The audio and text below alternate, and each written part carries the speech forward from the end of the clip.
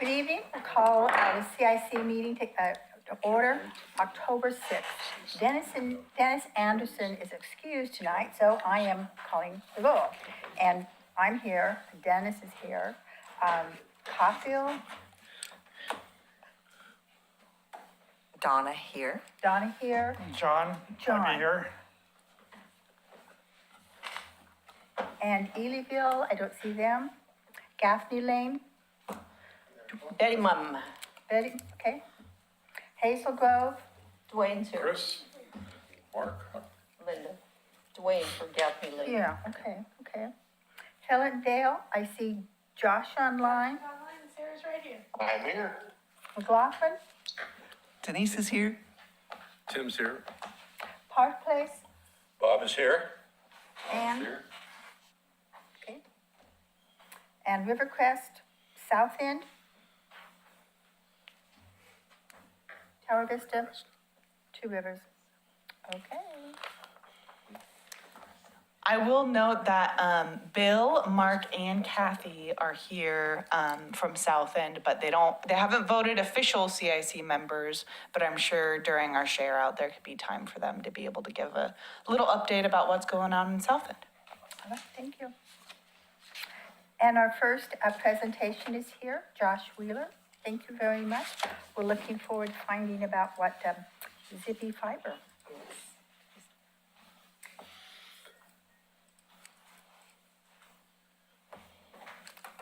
Okay, well, good evening, everyone. I can't see everyone directly, but my name is Josh Wheeler, for those that don't know, Assistant City Engineer with the city. I've been around since 2018. And one of my jobs is to oversee permitting in the right-of-way. And one of the things that we permit in the right-of-way are what we call franchise utilities. So that could be, you'll see it again in a minute, but electric, gas, telephone, fiber, cable, and Ziply Fiber happens to be one of those. And so this presentation is going to give you a little bit of background on franchise utilities and public utility easements, and then go into Ziply to give you information about that, and then I'll be available for any questions. So first, franchise utilities. We have many franchise utilities in the city, but the ones that are most common are PGE for electric, Northwest Natural for gas, BCT telephone on the south side of the city, Comcast for cable, CenturyLink, which has rebranded Lumen in some cases for internet and phone services, Ziply, they do fiber for television services and, for internet services. Lightspeed Networks also is fiber for internet services. And then Oregon City and Clackamas County both have fiber that we use for our own buildings that run through a large amount of the city. We do have a website that talks about those utility providers and gives you some information about those that's listed here on this slide. Franchise utilities are regulated by the city code, 1324 and 1334. And that's one reason that we use the term franchise utilities is they used to all operate under a legal agreement called a franchise. Most of them don't do that anymore. They're now under a regular license agreement. But that's where the word franchise came from, because they used to all operate under franchises. Since approximately 1990, those utilities have been located in the public utility easement, which we refer to as the PUE. And typically those are underground since 1990. Before 1990, everything was aerial on poles and may or may not have been in an easement. But we're going to ask the question, why are they in easements? And then I do go ahead and say there, most new infrastructure is placed underground, but why do we do that? Well, the simple answer is it's the only place they will fit in most cases. So this pretty busy picture here is showing a right-of-way cross-section. And a right-of-way is the area of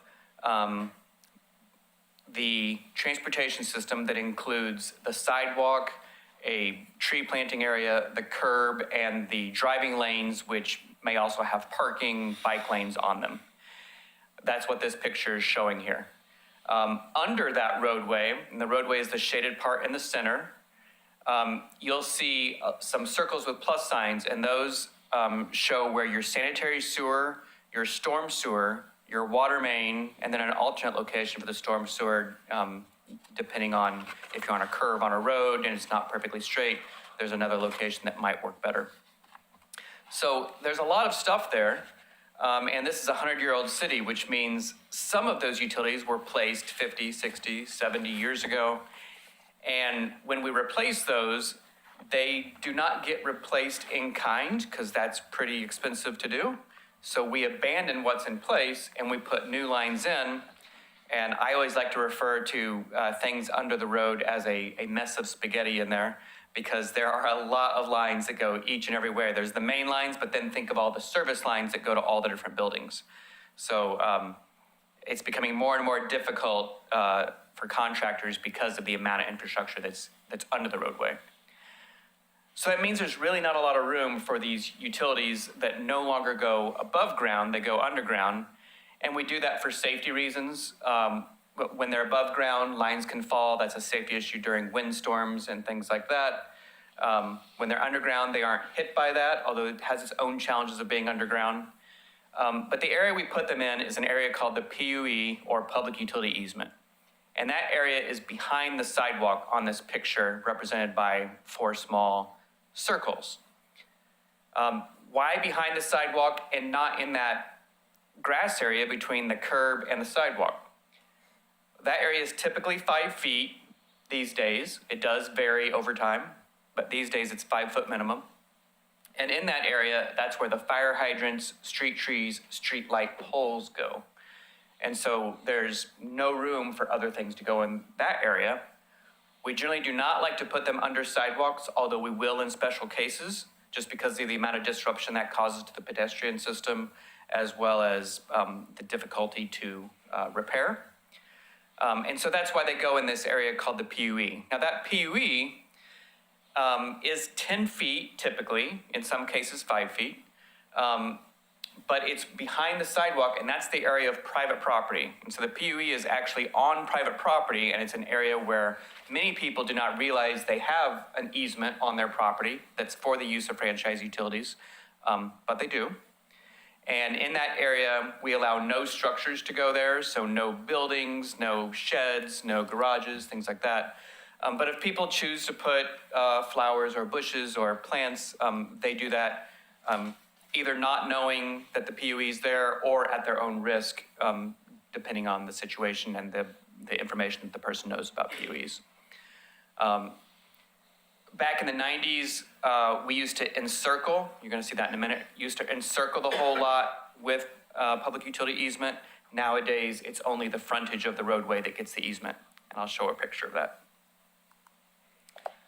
Let's see if there's anything new here. Yep, that's everything that I just said. Plus, in the past, you used to have a 10-foot PUE on the frontage and 5 foot on the side yards. And then it was 10 foot total because it was 5 from each property owner. But now today, it's just 10 feet across the board on the frontage of residential properties. Commercial properties are more often 5 feet or 10 feet, depending on the scenario and the zone and the situation. I lost my clicking. Try again. There we go. Thanks. I spoke about that it's on private property. And anyone that, if you look at your title report, there's an area on a title report for a lot that you own called encumbrances. And that's an area where it'll show, easement document such and such, or plat document such and such has reserved this easement on this property. So if you have it on your property, it should show up on a title report. But you're gonna find these PUEs in the newer areas of the city. And this is a picture showing you where all those PUEs are. So the yellow is any type of easement. Most of them are PUEs. There's a few that are not, but for the most part, most of those are PUEs. And you'll see the older part of the city has very few. The newer parts of the city, which are either up in Park Place or the south whole half of the city, where all the new subdivisions went in since the 90s.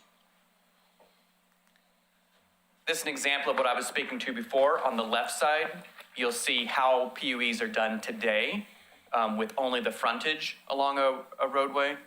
The way they used to happen in the 90s up to about the mid-2000s, they encircled the lot as you see there. And these examples both come from the Gaffney neighborhood, but I could find similar examples in many of your neighborhoods.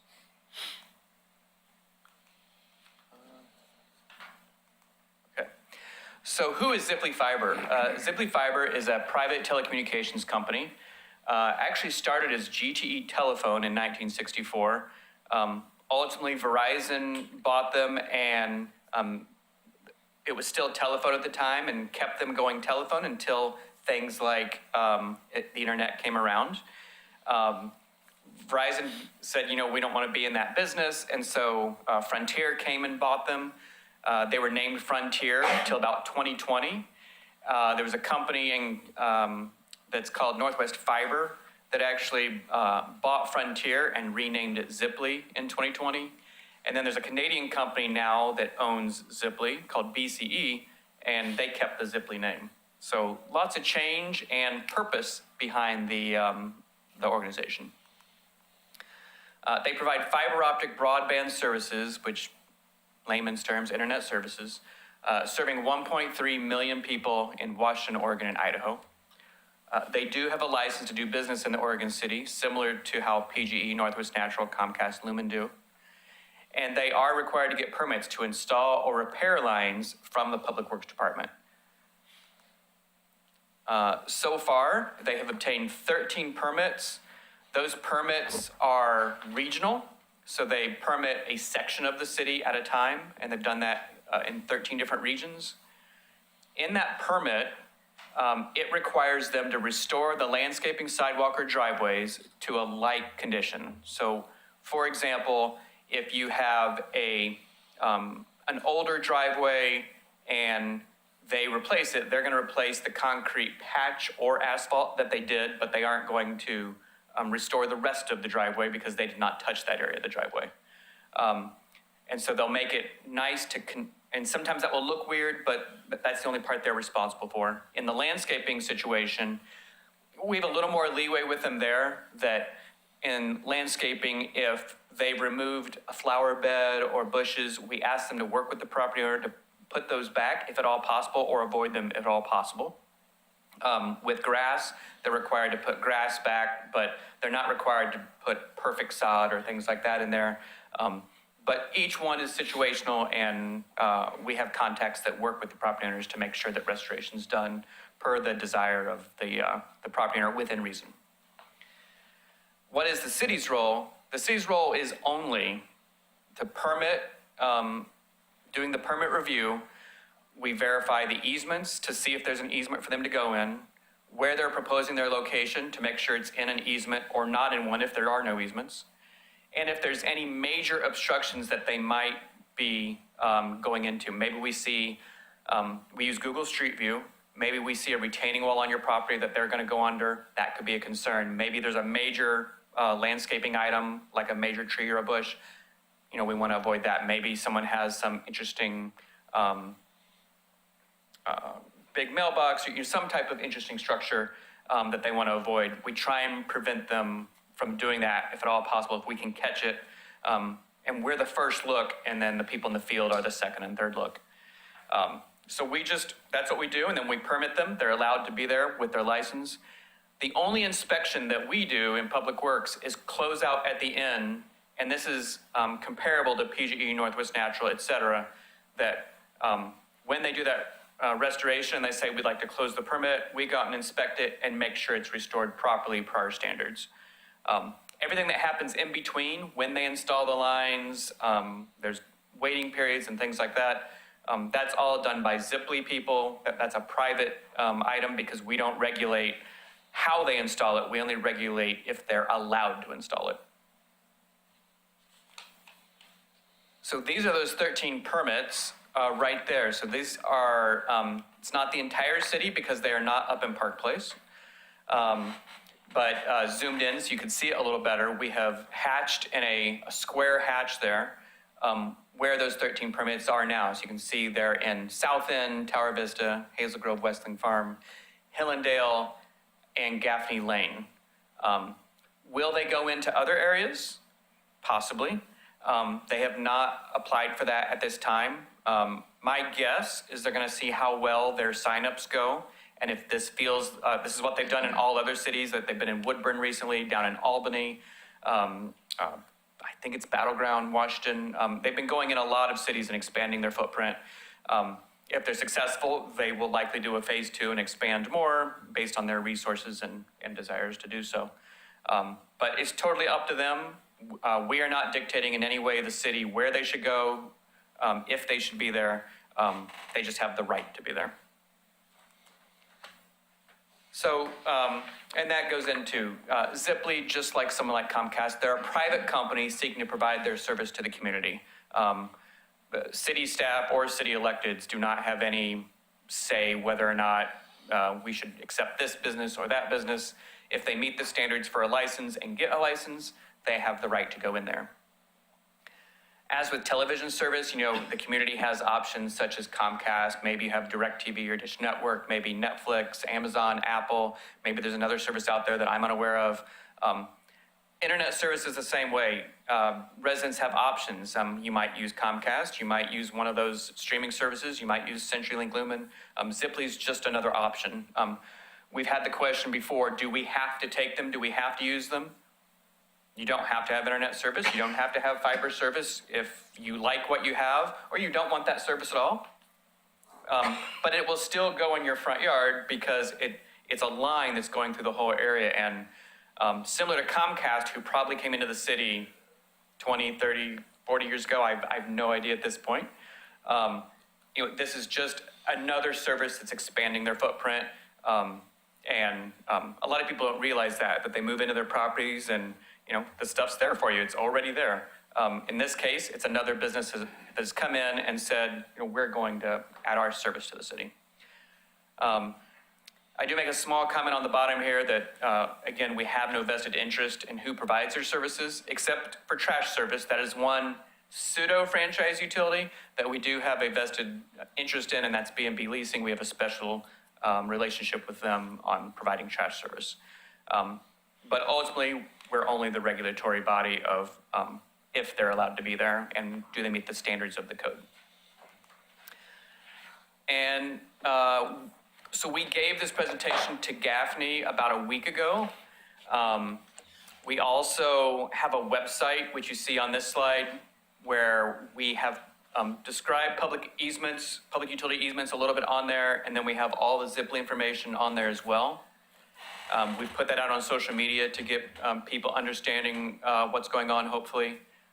Myself and Patrick Armstrong, who is our permit tech, we take a large amount of calls about Ziply, and they've been around for about 6 months now in the city, putting these things in, and we ultimately found that they were doing good work, and the inspectors that we have contacts with, as soon as we get them connected with a citizen, they're on the spot, ready to help and ready to resolve the issue.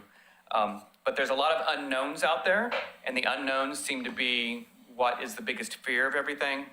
And there were some missteps that Ziply did along the way that we see it as when we do our public projects like Malala or water main projects, sewer projects, we're sending out public notices because that's what we do as city staff. But we don't do that on behalf of private developers or private companies.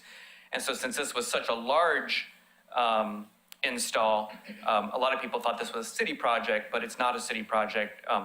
And so we have told Ziply, you need to do better at your public outreach, you need to do better at your information. And we sat with them it's about 2 weeks ago now. And we gave them our expectations beyond what was already on the permit and just kind of elevated it, and they were very open to it, and we're appreciative of how they can try and be better stewards of the right-of-way. So with that, I'm here for any questions. Bob?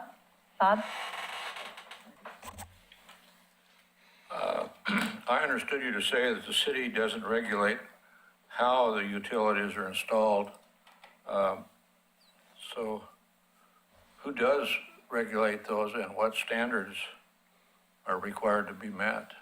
So the only thing that we regulate is whether or not a franchise utility goes underground or is allowed to remain above ground if there are existing poles. Their procedures, there's typically two types of utility construction. Either some sort of underground construction, which is things like directional drilling, and there's all sorts of other ones called bursting and lining and all these other ones that you'll see with sanitary programs. But it's meant to be a no disturbance or very little disturbance type of procedure. The other way is open cut, which is the traditional way of using a backhoe, digging out the trench and then putting the pipe in.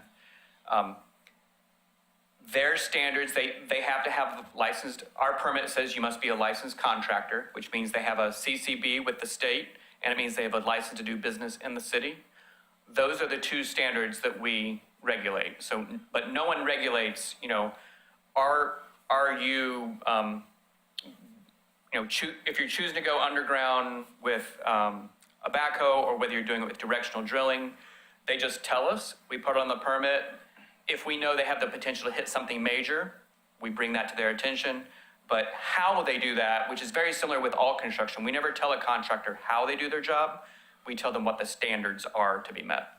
So there's no requirement for any backfill or, That's in our standards. Our standards say that if you open cut, we have a backfill standard detail. I forget the number of the detail, but detail such and such, that's part of their permit package.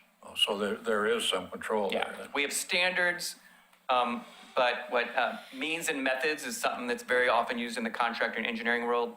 We don't dictate means and methods, but we do dictate the standards, which is the quality and the types of materials used.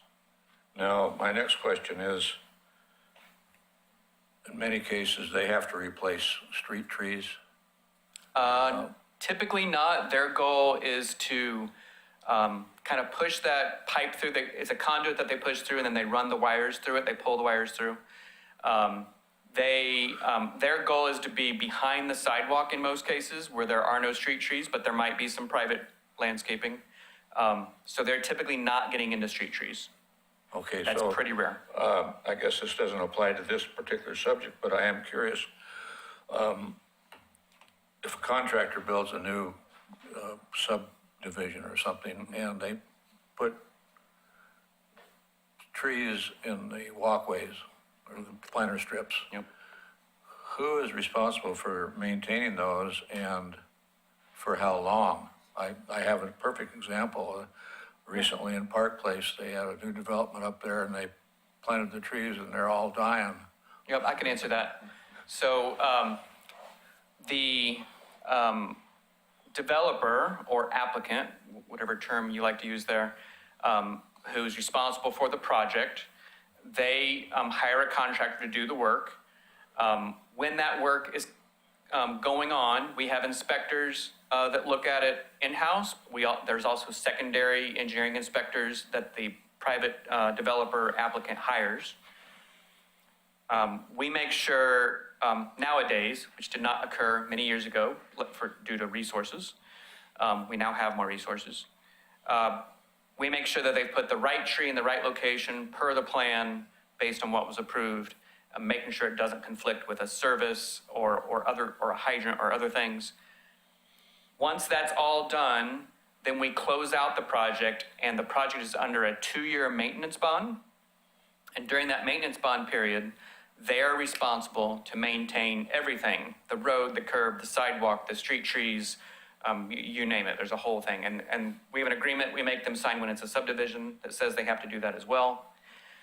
If they don't do that, at the end of the 2 years, they have to pay a penalty for if 25% or more of the landscaping is dead, they have to pay a penalty to replace it all and they give the city 150% of that cost.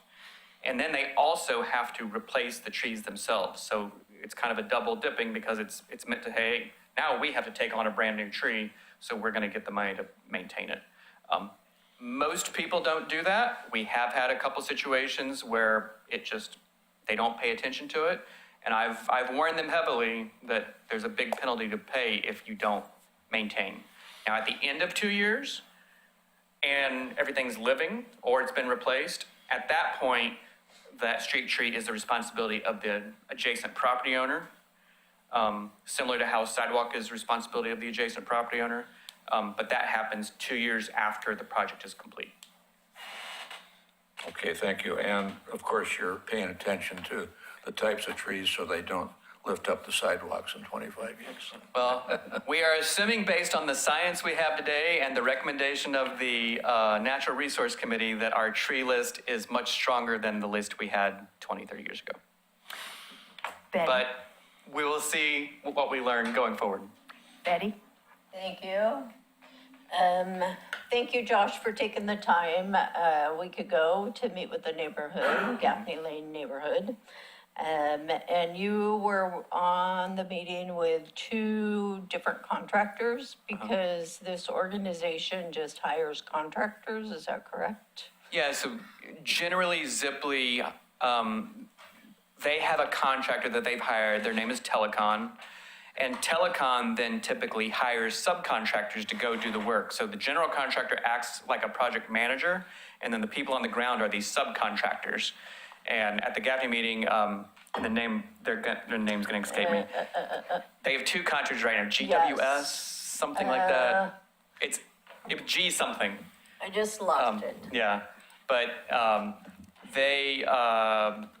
they're one of them, and then I don't remember the name of the other company, but there's 2 companies that they've subbed to. Yeah, In the event there's so much work going on that that they want to get more work done, they will either hire a third, or the general will act as a third contractor, or Ziply does have their own people to come do it. That's not their preference. They prefer Ziply to be the repair people. Yeah. And do more maintenance things. So, yeah. so then my next question is like, who initiated this? Like, did you call them and say, hey, come check this out, you know, you might want to put your fiber here? Did they? The city had no role in that. Ziply. I wouldn't think so. No. But, you know, why did they choose that particular neighborhood, I guess? Yes, Ziply came to the city and said, we would like to do business in Oregon City. How do we do that? Here's your process to get a business license and a franchise license. They did that process, and then they submitted an engineering plan, just like anyone that wants to build a subdivision. I don't know how they picked what they picked, but they gave us the first one, which was in that shaded area, and we permitted it, and then not long after, we saw submittal after submittal after submittal, and then like, oh my gosh, that's a lot. They're So, liking it. Yeah. All right, thank you. Chris? Thank you, Josh, for turning this way.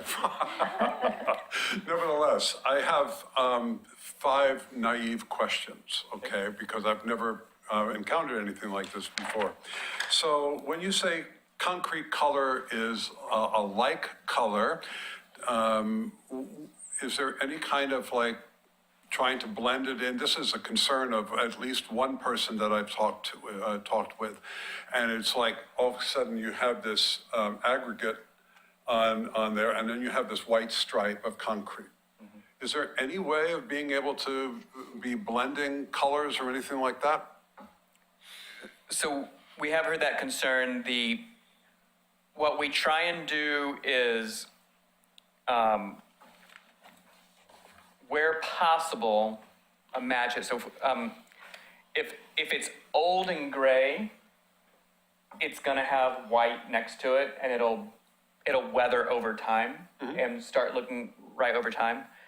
Now, if it's pigmented, like someone has maybe a pink colored driveway or something, then that's a case where we would ask them to try and dye it and match that way. If it's some type of interesting aggregate or brick driveway or something like that, then we ask them to match that material. But Okay. I would say 9 times out of 10, it's a white or very light gray concrete look that's gonna end up matching a very old dark gray. Okay. The second thing is, are sprinklers a problem when you talk about, cutting in? Sprinklers are a problem, and the downside about sprinklers are that they are not locatable. And so when you have the locate companies come in, they're locating all those utilities I talked about, electric, gas, telephone, but they're also doing water, sewer. Irrigation's not. I hear you. Sprinklers are not locatable, and so what we've told people is if you have sprinklers and you see the contractors out there, or you get that door hanger that says, please call us, please call them to make them aware, because they will have no other way of knowing that there's irrigation there. Great. You were at Gaffney. Are you available to come to other neighborhood associations? I am. Great. And I'll see what I can do about that. Will the company be talking to owners, landowners before they do the work? I mean, or just show up with a shovel? So the requirement of the city to Zipley is that they must notify the owners with a door hanger prior to locates. Now, that's not the way it was originally done the past 6 months. They sometimes got ahead of themselves, and that's where we slapped their hand and said, you gotta do better at that. Yeah. But we've said before locates, you need to get a door hanger out, then locates can occur, and then typically construction happens 5 to 10 days after locates, approximately. Sometimes schedules slide. We have told them that if you're going to directly impact someone, such as you need to remove a really nice tree or a flower bed, or you're going to take away a parking spot in a driveway because you have to pothole there for whatever reason, you have to go knock on the door. Now, if the door hanger and the door knock resulted in no response, they're going to do the best they can to do the minimal impact, but we've told them they need to do 2 points of notice. But if no one answers at some point, they have to move on. Yeah. Will the neighborhood association have any kind of voice in the process at all? Or is this pretty much straightforward with that? Yeah, this is a pretty straightforward process from a staff standpoint. Again, those codes 1324 and 1334 state that, they're required to get permits. And as long as the permits meet the standard of going in the right location and following the excavation standards, that's what they have to meet for the city regulation. And last, I know it's a large area that you have outlined up there, and it can't start all at one place, but when will this begin? Is there an estimate date for the beginning of this, or? Yeah, so the work began probably, I want to say about April or May, it feels like now. They have done, and I recommend going to that website because we're trying to keep it current, but things are happening every week. That shows completed projects in construction and permitted but not yet constructed. We have those listed that way. I recommend going to that to get a sense of what's been done so far. Thank you very much. Appreciate your answers. And I'll just chime in that in a follow-up email to the Citizen Involvement Committee, along with the other residents who like to receive updates about CIC meetings, I can be sure to send that specific link out. That way you can share it with your neighborhood associations. Thank you. Sarah? You may not be able to answer this, but I'm going to ask. Oh, I thought it was already on. Thank you. So I am clearly in the crosshatched area, and my street has been all marked up, never got that door hanger. Yep. I was on the verge of calling you up, Josh, and saying, what's going on here? Anyway, we went through the water installation, and I'm sure you're aware of my property. We had this sewer lateral that was destroyed, and it took forever and a lot of money to fix it, and I'm so sorry. But anyway, my question is, since we've been through all that disruption relatively recently, and based on things that have already taken place in the construction of this project, can you kind of get a handle on how much disruption this might involve? Yeah, so first of all, what road do you live on? Autumn Lane. Oh, Autumn Lane, okay. That's the property. Yep, Yeah. okay, yep. We had the water project, hit the sewer, then Yep, we paved. yep. Good. Trust me, it was worse at my house than what Yep, you had to no, do. yeah. And yes, that whole neighborhood, Autumn, Wassail, Claremont, et cetera, is a Zipley area. Generally, the paint marks look much worse than the impact. Thank you, okay. So you're gonna see flags and paint everywhere. There's no sugarcoating that. But since they're directional drilling in most cases, Okay. what they end up doing is that they'll start, let's say it's a block, 10, 20 houses or whatever's on a block. They'll start on one end, and then every 2 lots, I believe they have to come up and put some type of little manhole or lid or something. And that'll go on the property line most of the time. Okay. But they'll go into a dig pit, they'll go underground, and then they'll feed that little guy, and then they'll keep going underground and feed the next one. It mostly stays underground, but you're gonna see these pits where dirt's coming out, and then you might have a clogs here and there. What everyone should know is that the restoration does not happen immediately. So typically when they go into an area, you're gonna see those locates, if it's done correctly, 5 to 10 days. They got a little ahead of themselves. Then when they come in, it's gonna take them about a week to 2 weeks to get the main line in. They aren't putting any services in, they're only putting the main line in. And then they tell their restoration crews, now it's your turn.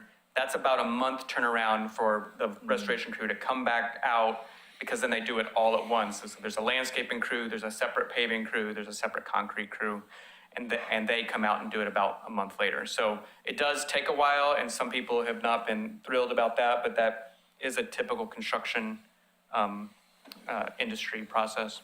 But they're generally trying not to dig up driveways and if That they is can their goal. avoid it, okay, that's, Yeah, That's there's some helpful. cases it can't be avoided. Like for example, if the gas service comes up your driveway and they're gonna cross it here, they have to pothole it, which means put a hole in the driveway, so that when they come through, they know exactly where that gas line is to prevent that from happening. Their goal is to prevent that from happening. Have they hit a water line and a service and this or that here and there? Yeah, that happens in construction, but it's not been the majority of situations. well, in our situation, they had to relocate the gas lines before they put in the water lines. So I'm gonna assume they got those squared away. Yeah, but Gonna hope anyway. if the service comes up the driveway, they will still have to pothole it though. All right, Yep. thank you. And I think Josh is online. Josh? Yeah, thank you.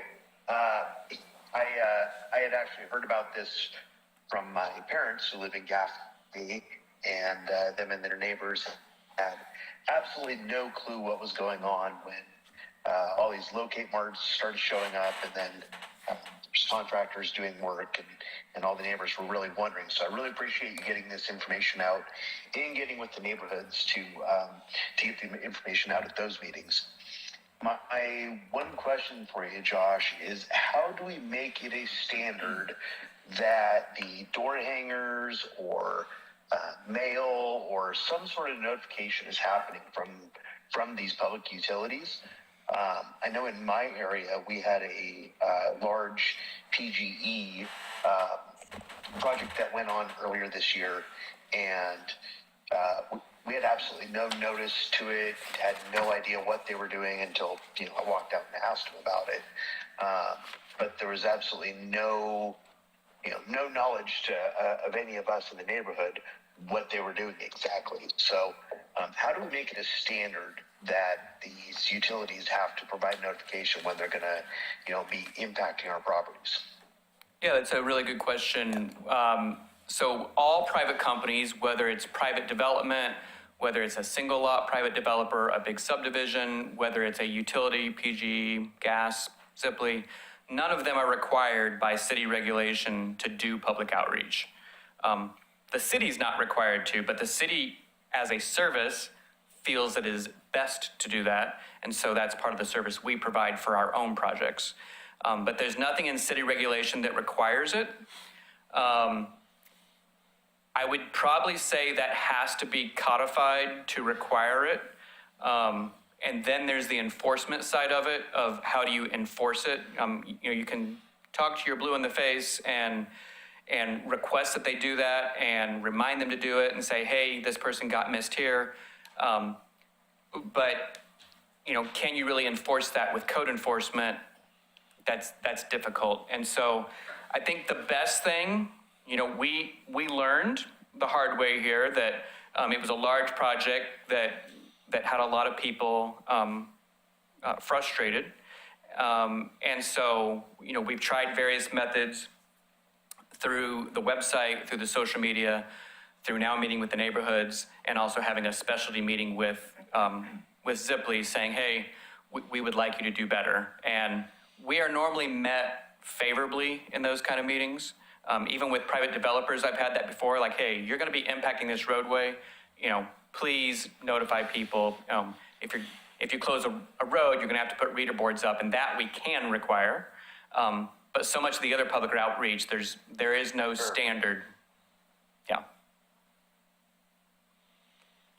Dwayne? Okay, so we'd have to get the city commission to essentially ask for a code amendment or something like that, so that we can make it part of a permit requirement?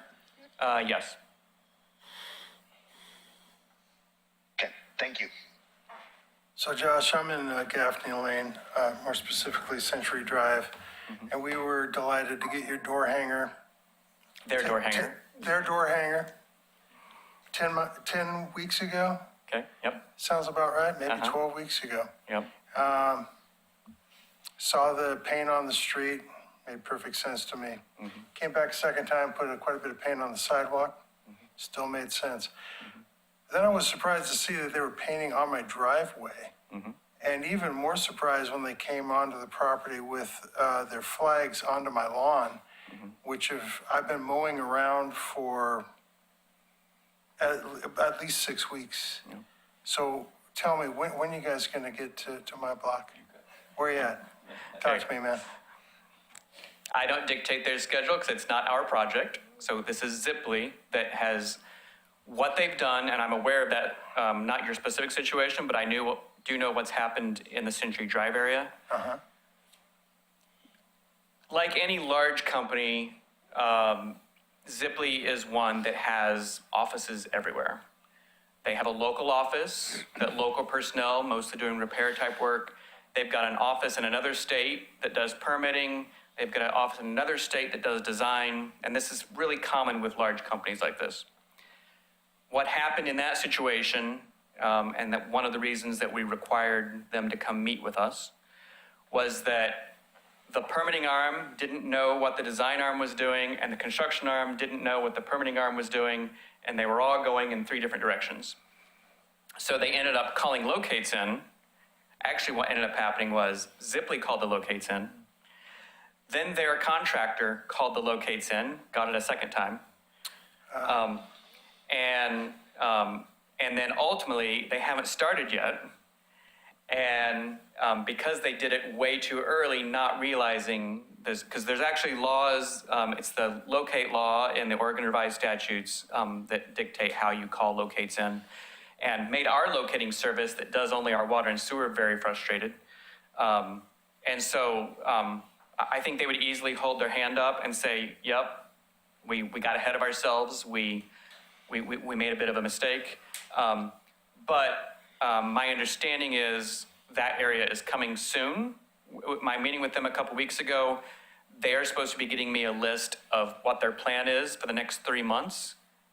They're working on that and have not got it to me yet. They gave me an update last Thursday saying they're working on it. And so when we get that, we probably are not going to share that with the public because we know how construction schedules are, and they could really, we don't want to take ownership of Ziply because it's their project. We just want to have an awareness. And if we get that to the public, we may be giving bad information out. And so we're just trying to get a sense of it so that we can get some idea for everyone that calls up and says, here's what we're anticipating, but we can't guarantee. Because they're at their own schedule, at their own mercy. The rain coming in is going to slow them down. It actually has slowed them down. I think they expected to be on your road by now, and the rain we had last week slowed them down.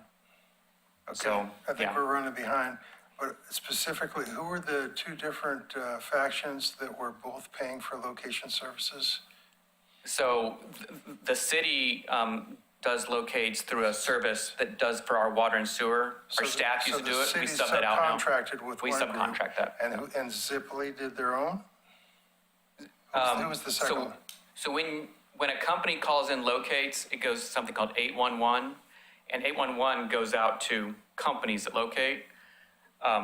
We use a locating service for our water and sewer. PGE uses a special service for their electric, and then other companies use another service for that. So there's lots of different people that do it. The only thing you're paying for as a citizen is the subcontracting we do with the water and sewer. I'm not sure we really answered that question, but, okay, thanks for coming tonight All and right. giving us what you've got. Okay, thank you. Can I ask a question? Some of, some of our homes do not have sidewalks in front of them. So I'm just assuming that you would just, there's a magical line the sidewalks go, and that's the way it works. But how do we go about removing a public utility easement if we have one of those homes that goes entirely around? Can we get that removed, or how do you go about that process? There is a process to do that. It's called a vacation of a public utility easement. It requires an application to my department. It requires a fee. I don't recall the fee off the top of my head. And then it does require you to hire a surveyor to survey the amount of easement that you want to get rid of. This is most common with people who want to build an ADU, an additional middle housing unit, or a shed or something like that, where there's just, they have a very small lot and they're trying to maximize their lot, and that easement's in the way. Those are the ones that usually choose to go through that. Other people are just like, it's there, but, I'm not gonna worry about it. The other thing that you do have to make sure of is a front utility easement is rarely gonna get approved, but those side ones get approved most of the time. But every now and then there will be something in them, and so we do require the property owner to get letters from the 4 major utilities, gas, electric, telephone, cable, to make sure that they don't have any need for the easement. So, yeah. Tom? Hi, Josh. First question in 14 years on the CIC. I noted that you said they weren't going to be on Park Place anytime soon. Any idea when they might? And with all the new development like the Sears Farms and all that, are they already planning those in so they don't have to tear that back up once they've started digging up? Yeah, we do not know their plans. Okay. If they want to go in more of the city or the amount that they've permitted now is what they want to keep with, we have no idea. They've not told us. We asked that question, and our contacts don't even know because, again, those decisions are made in another state at another office somewhere. The one thing that got brought up at the Gaffney meeting was they're doing all this install now. That's the main line. If you want their service, when are they going to come online? You'll probably get notices early next year saying, hey, we've put this in your neighborhood. If you would like it, call us up and we'll connect you. But that's a separate process that would happen early to mid next year, something like that. And I noted, Bob, that by that time they'll probably be bought out by somebody else and change the name. You never know, yeah. But I'm just thinking up there at Sears Farm, we're watching all the development. We know others come in. It would just make more sense to do that while they're digging up and redoing all and making all those new homes up there. And that's if they want to be in that area. Maybe they don't want to serve that part of the city because they have a fine. certain footprint they want. What's wrong with us? I don't know how they choose. Yeah. Okay, just thought I'd ask. Thank you. Are there any other questions online here? Thank you very much for coming. We greatly appreciate this. Okay. Thank you for taking all the time. Appreciate it. Josh. Thank you, Josh.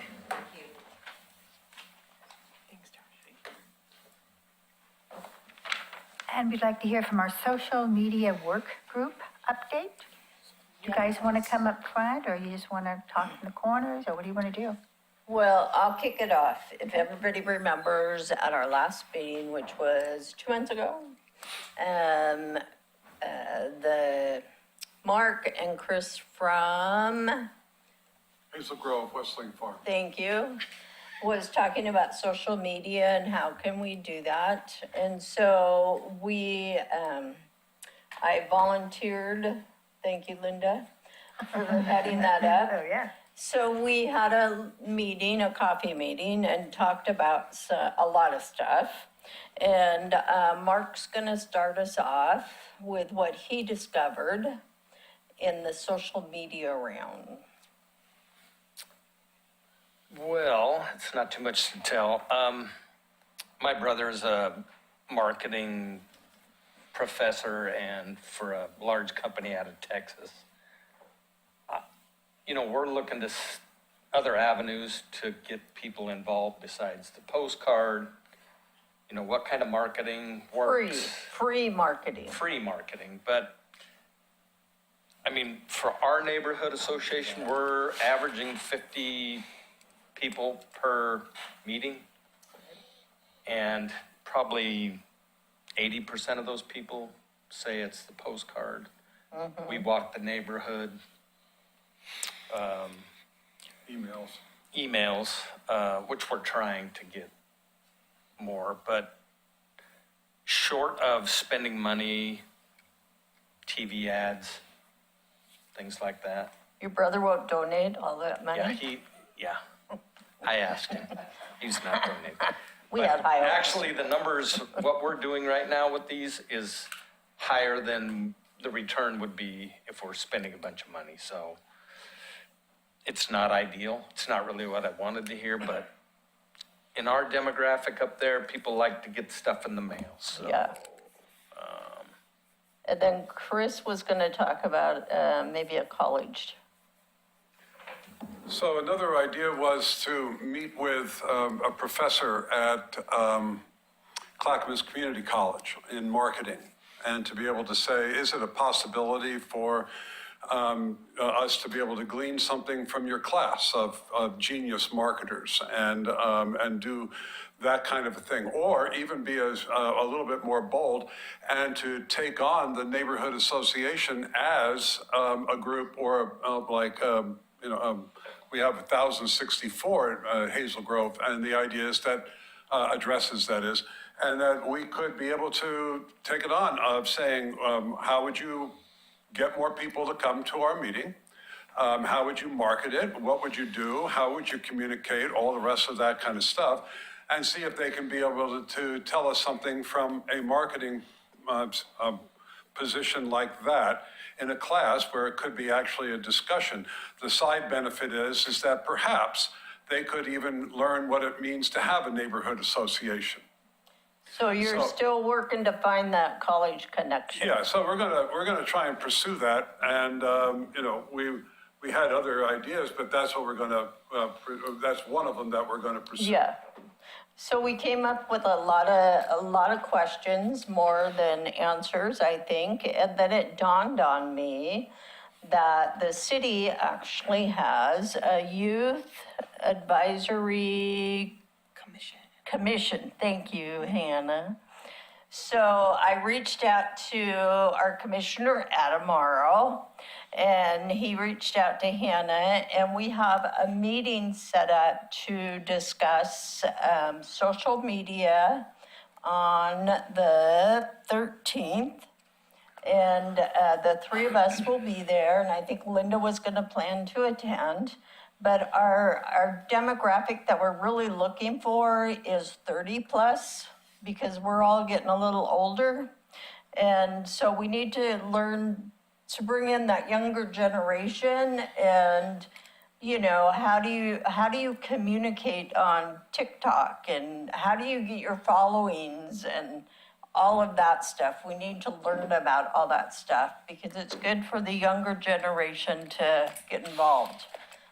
So we're looking forward to that meeting, and then we'll meet with the college maybe at some point.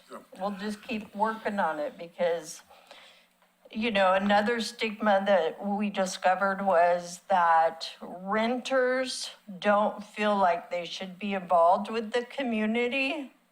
And that, that is a stigma on their part. And even if they're, renting, they can still come to the meetings, still learn things, still be involved with the community. And so that's another avenue that we're looking at too.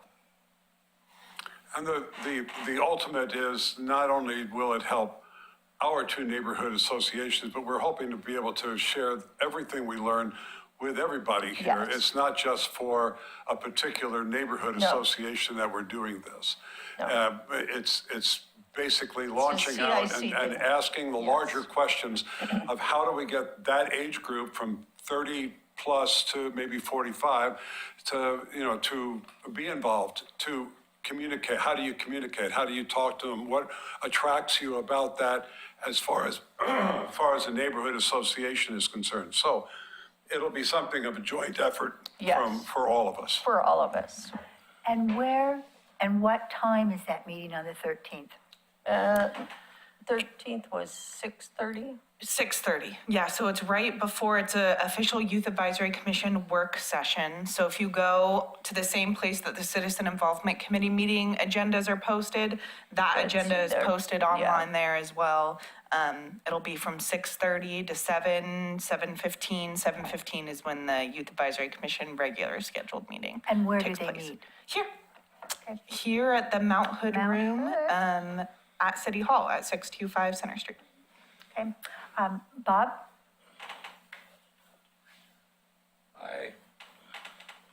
I certainly wish you the best. I hope you can find a magic solution that can get notification to everybody. I've been doing a little historic research lately, and the first post office that I've been able to find established in Oregon was 1844. And Oregonians have been used to getting their mail since then. So thus, I think the postcards Yeah. have shown historically that they're the most effective means, but But this would be in addition to, yeah. and then if the city gets in a bind, we can always use social media if they take some of our money back, but Adam's not gonna let them. I don't think you picked up on it. She was looking at something else. Thank you. Any other questions? Well, we'll just keep you guys informed and we'll just keep moving forward and seeing how we go.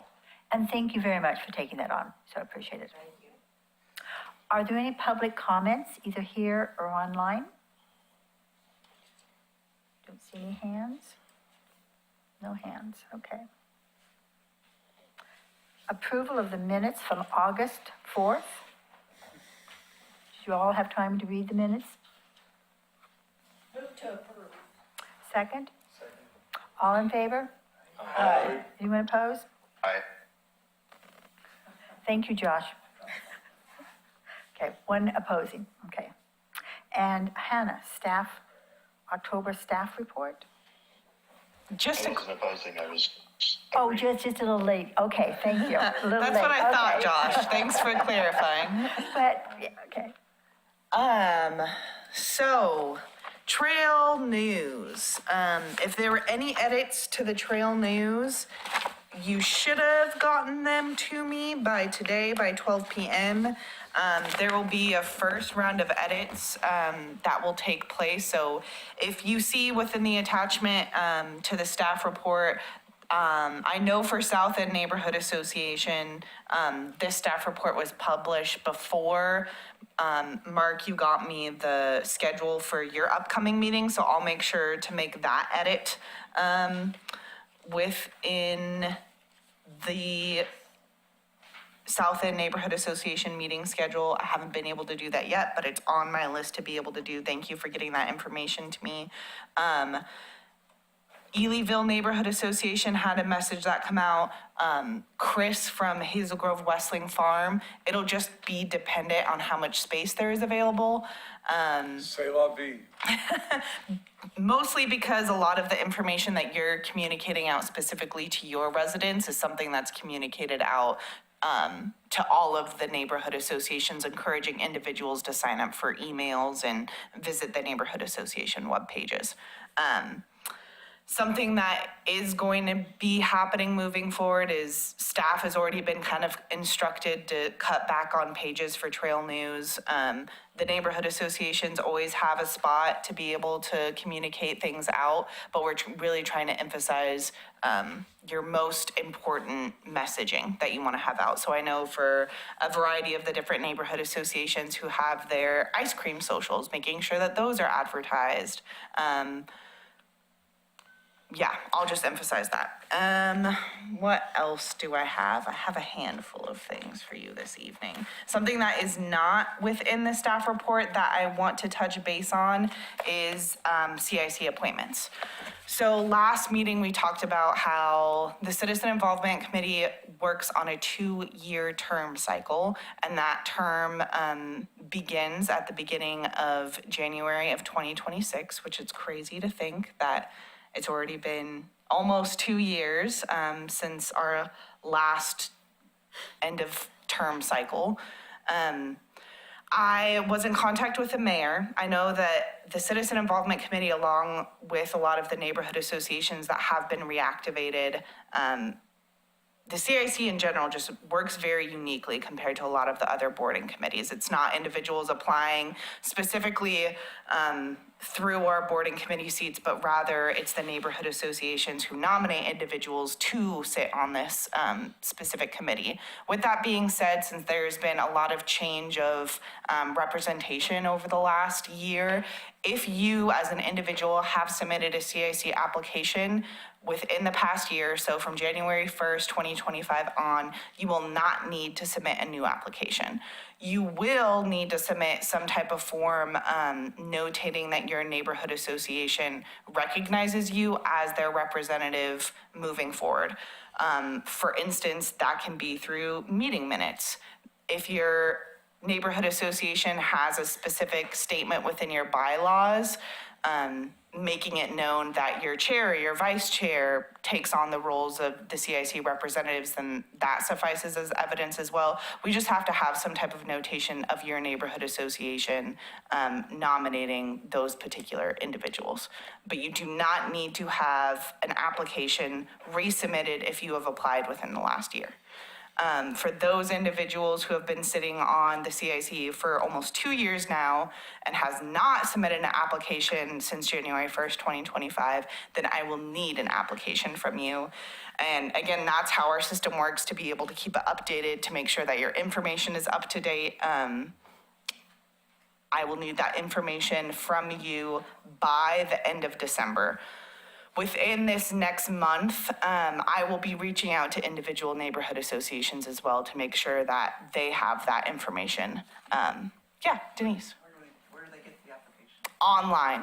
The application is online within my follow-up email. I will be sure to send you that link. There has not been, I know that CIC members in the past have reached out to me with difficulty in completing the online application. If you have any issues, I would be happy to send you a PDF form, but it really makes it easier if you're able to fill out that online form. Is there any questions about CIC applications? And thank you for that question, Denise. I will make sure to send that link. Okay, moving on. Was anybody able to go to the Nature and Neighborhoods Community Choice Grants pop-up booth that was at the farmer's market? So that's an email that I sent out in advance probably a month ago at this point. Yeah. Yes. Nice, awesome. If you didn't have the opportunity to go, you can follow this link online. They are still collecting responses on the round 1 projects that were submitted by community members. So this is gonna be, this Nature and Neighborhood Community Choice Grants is gonna be an ongoing project. If you want more information, I've provided a link to their website as well, but I just wanted to make sure that all CIC members and the neighborhood associations know that they are submitting feedback and commentary for the projects that were proposed by community members. So go check that out if you wanna be able to provide your input. Some more logistical things is in July, The US Postal Service did their biannual increase. This is something that we talked about at the very beginning and before in advance of the start of the new fiscal year, back on July 1st. And when that increase happened, Eagle Mailing Services said, we'll take a couple of months to be able to really evaluate how that impacts our mailings. And they came back to me earlier in September and notified me that on October 1st, 2025, there is going to be a postage increase that's not only outlined within the staff report, but is also outlined and updated on the budget sheets and will continue to be presented with these tiered rate systems moving forward. Are there any questions on that? Are those new prices on your sheet here? That's what they are, they're going to be? Yeah, they, Matt Zook, our 2, finance 3. director, incorporated into our budget sheet, and then also for our projected cost, I updated that as well. Yeah. Yeah, so Gaffney Lane was designated as an underserved region for parks. And that committee, or that group that you talked about is sitting on a $3 to $5 million approved budget. That's for all the parks, though, I found out, not just for our little neck of the woods.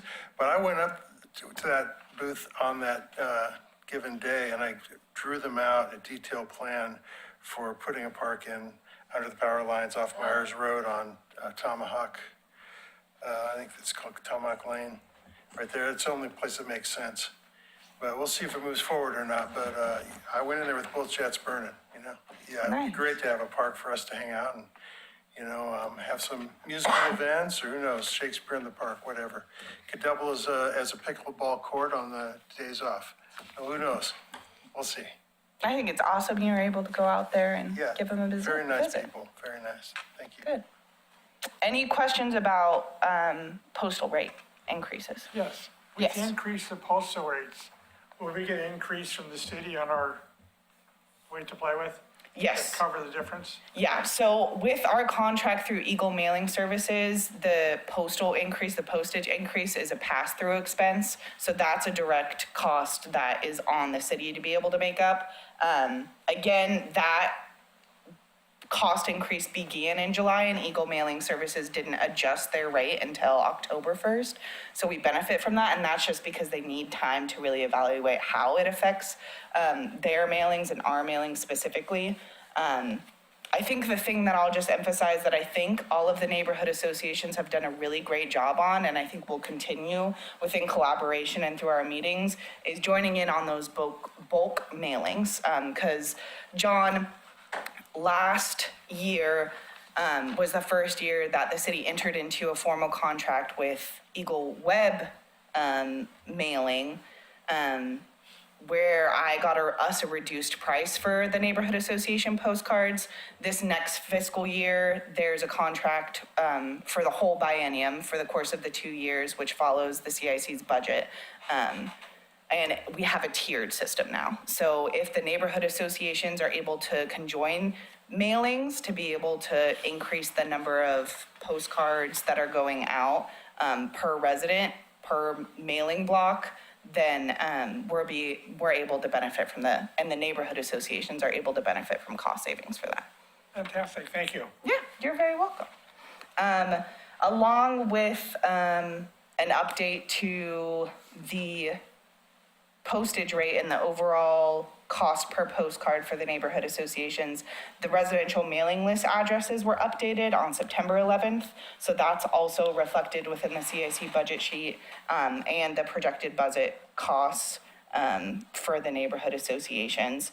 There was slight increase to Park Place Neighborhood Association, and some of the other neighborhood associations increased slightly as well. And that's the generalized update that I have for the CIC. Are there any other questions about my staff report or anything at all regarding postcards?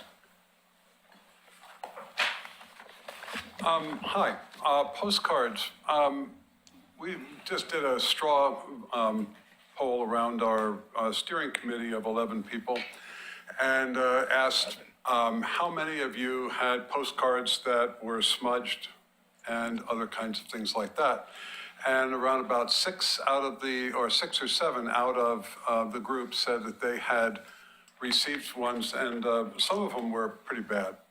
So I asked Hannah about that, and she gave me the answer of that it is not the printer, but it is the USPS that is, when they go through the machine, they sometimes are wet, which didn't happen in May when we sent one out, or in August, trust me.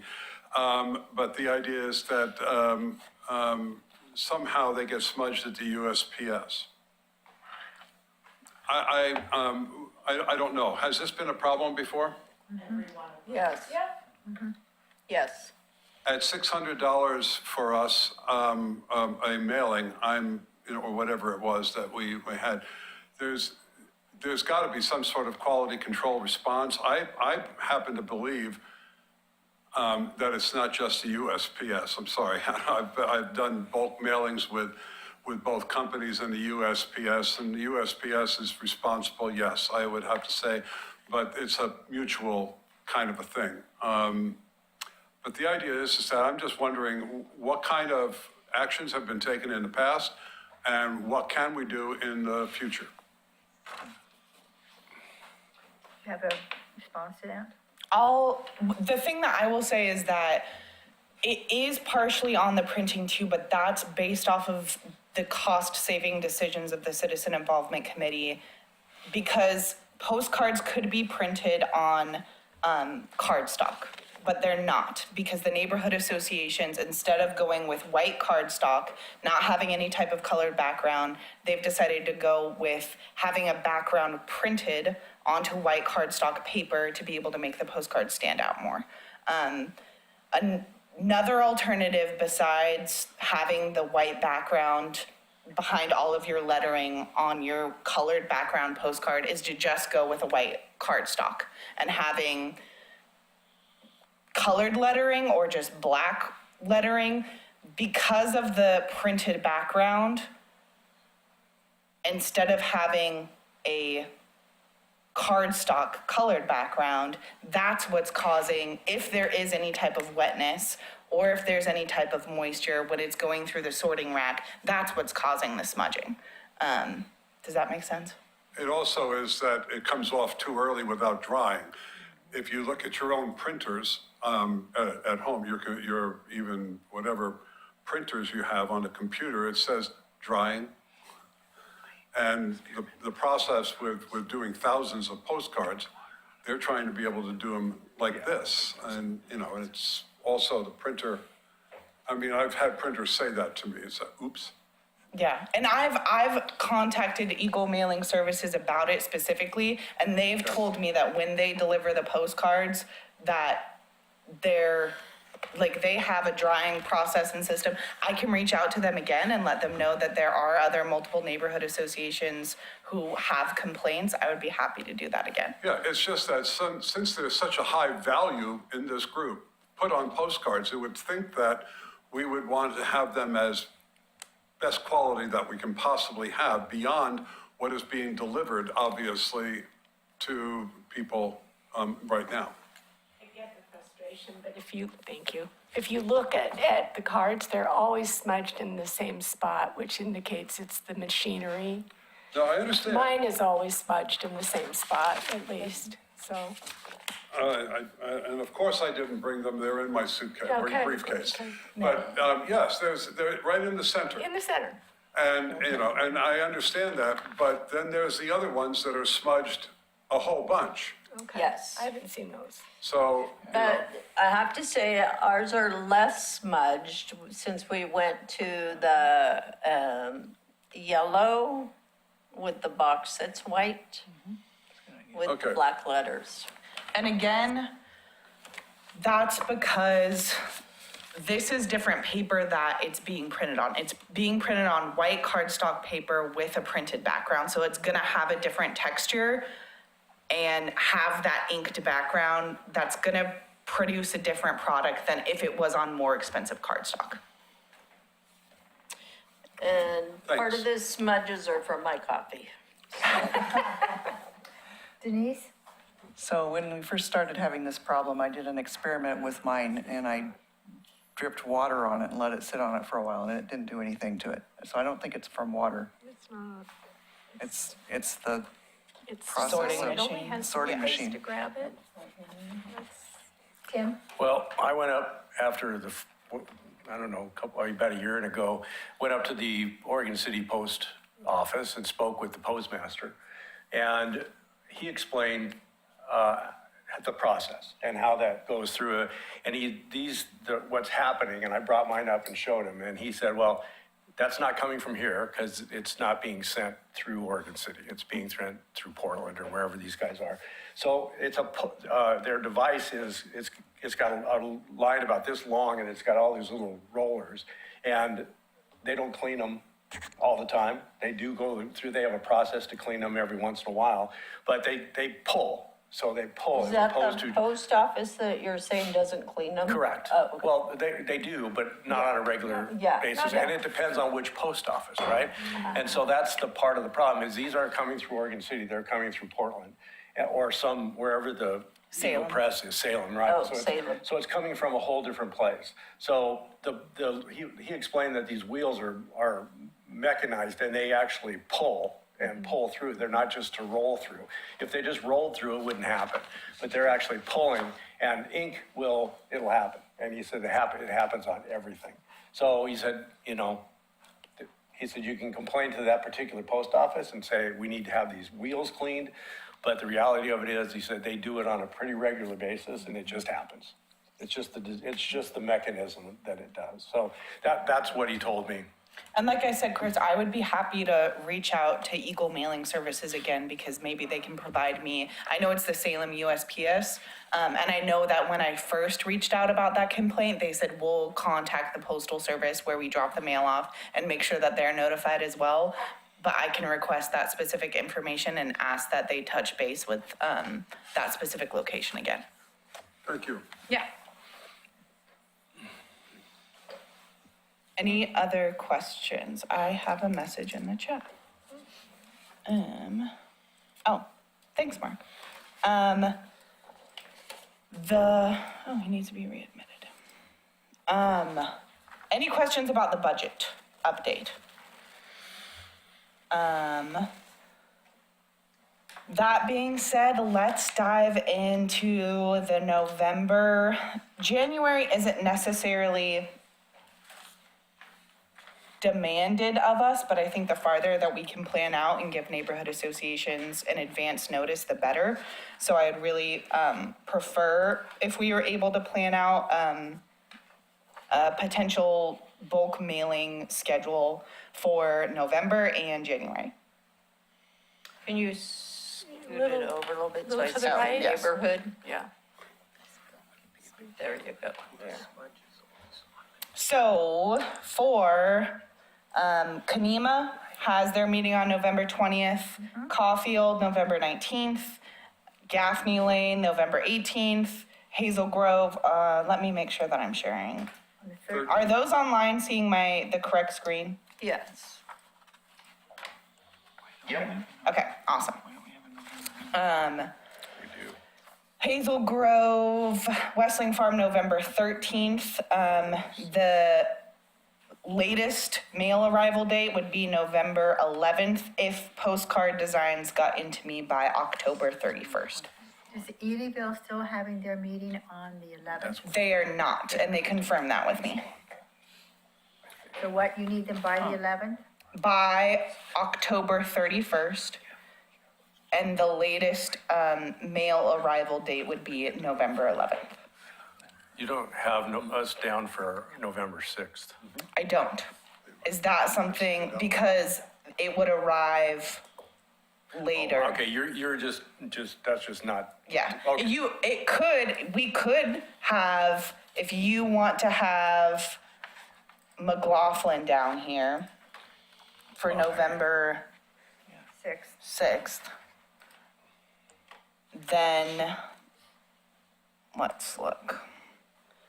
Well, you just told me the 24th. 4th, yeah. Then that's when everyone else would need to have their mailing in. But let me, 1, 2, 3. Of October. So the 4th is when it would be arriving. Yeah, that's too close. Yeah. On the if we do the 24th? Oh, okay, so, well, all right. And again, that's the latest. That's just because I like to give myself time. Like, for instance, Park Place and Two Rivers did an excellent job on getting their postcards in to me before their advanced timeline. They sent their postcard in to me last week. I wasn't able to get through and look over their postcards and edit them at the necessary capacity, especially if you're asking me to add QR codes or help with white backgrounds, which I'm always happy to do. I just like to give myself some more time. Sure, so if we do the 20th, if we get it to you by the 20th, then that would give us a week before, Yeah, theoretically. yeah. Okay. Do you want to have that as a projected schedule for the other neighborhood associations as well? The 20th? Not my call. Yeah. I mean, that's the latest that we could do it, right? I mean, So, yeah, it would be the October 20th is when I would need postcard designs by for a latest delivery date for the 9th, or the 29th, October 29th. So is October 29th a reasonable date for Kanema Neighborhood Association meeting on November 20th, Caulfield on the 19th, Hazel Grove Wrestling Farm on the 18th? So you want the postcards to you on the 20th or? Of October. Of October. And I think that's really a question for your neighborhood associations of, is that feasible? Is it feasible for you to be able to solidify your agendas, get me a postcard design a month in advance of your meetings? Yeah, And if the answer is no, it's not a problem. it's not the end of the world. That would just be McLaughlin not being able to participate in a bulk mailing. But again, all of the neighborhood associations are budgeted out for the actual costs, so the actual rate of whatever their neighborhood association is. So for McLaughlin, they would be getting the tier 2 rate instead of the tier 3 rate. But McLaughlin has participated in a handful of the bulk mailings already. So the date that you need it by was October 24th for November. 20th, October 20th, and the mailing, the latest arrival date in resident mailboxes would be October 29th, and I would need it by October 20th. Well, we don't meet again until November 18th. So, If that doesn't work for your neighborhood association, then I would vocalize that. I'm fairly certain it's not gonna work. Okay, and that's okay. That, again, we're hoping to work towards as many bulk mailings as possible that works for the neighborhood association. Yeah. So if it's not the 20th, the date is the 24th then? If it's not the 20th, then it's the 31st. Okay. And I try and reach out to the neighborhood associations, their chair, their secretary, who I know is in charge of creating those postcards after these meetings as soon as I can. I send out notifications of, hey, if you want to be able to participate in the bulk mailing, this is when I'll need your postcard for your neighborhood association meeting date that's happening on this date. If not, I'll reach back out to you on a timeline that I'll need your postcard. There has been the case where a neighborhood association wasn't able to get me that postcard in time. South End Neighborhood Association stepped in and was able to get me a postcard to supplement. But just because we create these bulk mailing schedules doesn't mean that it's guaranteed. It just helps me be able to communicate properly out to the neighborhood associations who do want to participate, which I've gotten great response from all of them. I think it's just based off of the capacity of the neighborhood associations. Yeah. Yeah. Could we combine with Hazel Grove Wrestling Farm? That looks like it would work for them. But then it would be 2 neighborhood associations. It's not And big it's not enough. gonna Okay. get to the, over 5,000, postcard mailers that would need to go out to get you that tier 3 rate. But I love the creativity. I love the thinking. Yeah. Okay, so, for Kanema, Caulfield, Gaffney Lane, Hazel Grove, not McLaughlin, we are looking for an October 31st postcard design deadline to me by October 31st, and it will arrive in your residents' mailboxes on November 11th at the latest. Does that sound good? What's that? Yeah. October 31st to I you. would wonder if that's gonna work. Is that gonna work? No? It's a question mark right now. I'm seeing this and I'm Yeah. not sure. I mean, And 2 there's- days before. There's that understanding of if neighborhood associations aren't able to get me that postcard mailer in time, again, all of the neighborhood associations, you have budgeted out the costs that are used within that. Right, a single mailing is what we've been budgeted for Exactly. each of the 5 meetings that we have. Exactly. So if you aren't able to participate in a bulk mailing, it does not mean that you're losing funds within your projected costs or your prorated budget on your financial summary that's presented every month. It just means that there might not be as much savings. That's fine. Yeah. So October 31st to you, and it'll be mailed out when? At the latest, it will arrive in residents' mailboxes on November 11th. Thank you. You're very welcome. We really do have a question about ours, and I'm not really ready to commit on it right at the That's moment. okay. Well, is it fine that it doesn't reach the other tier for the other? No. 1, 2, 3, 3. That just means that the other neighborhood associations aren't gonna be able to benefit from those cost savings. And that's the gamble of all of this, right? What I've been doing, like South End Neighborhood Association, they were able to step in the month of, September to be able to supplement, the mailing for the first September mailing that went out. For November, that's not really gonna be possible because there's nobody with other meetings that would adhere to that timeline. There's no neighborhood association meetings in December. But again, it's not the end of the world if If it doesn't work. Okay. If it doesn't work. So last question for me is, instead of the 31st, could it be the 28th? Okay. You know what To I'm saying? get your Is that- postcard, because what you're wanting is it to arrive earlier. I'm just looking for a couple days earlier. you know, That's a and- question for your, yeah. That's what I'm posing it mostly to them. Is how about 3 days earlier? We're, 3 days earlier is like, a lot earlier for postcards to be there, because our meeting is the 20th. We're the smallest one.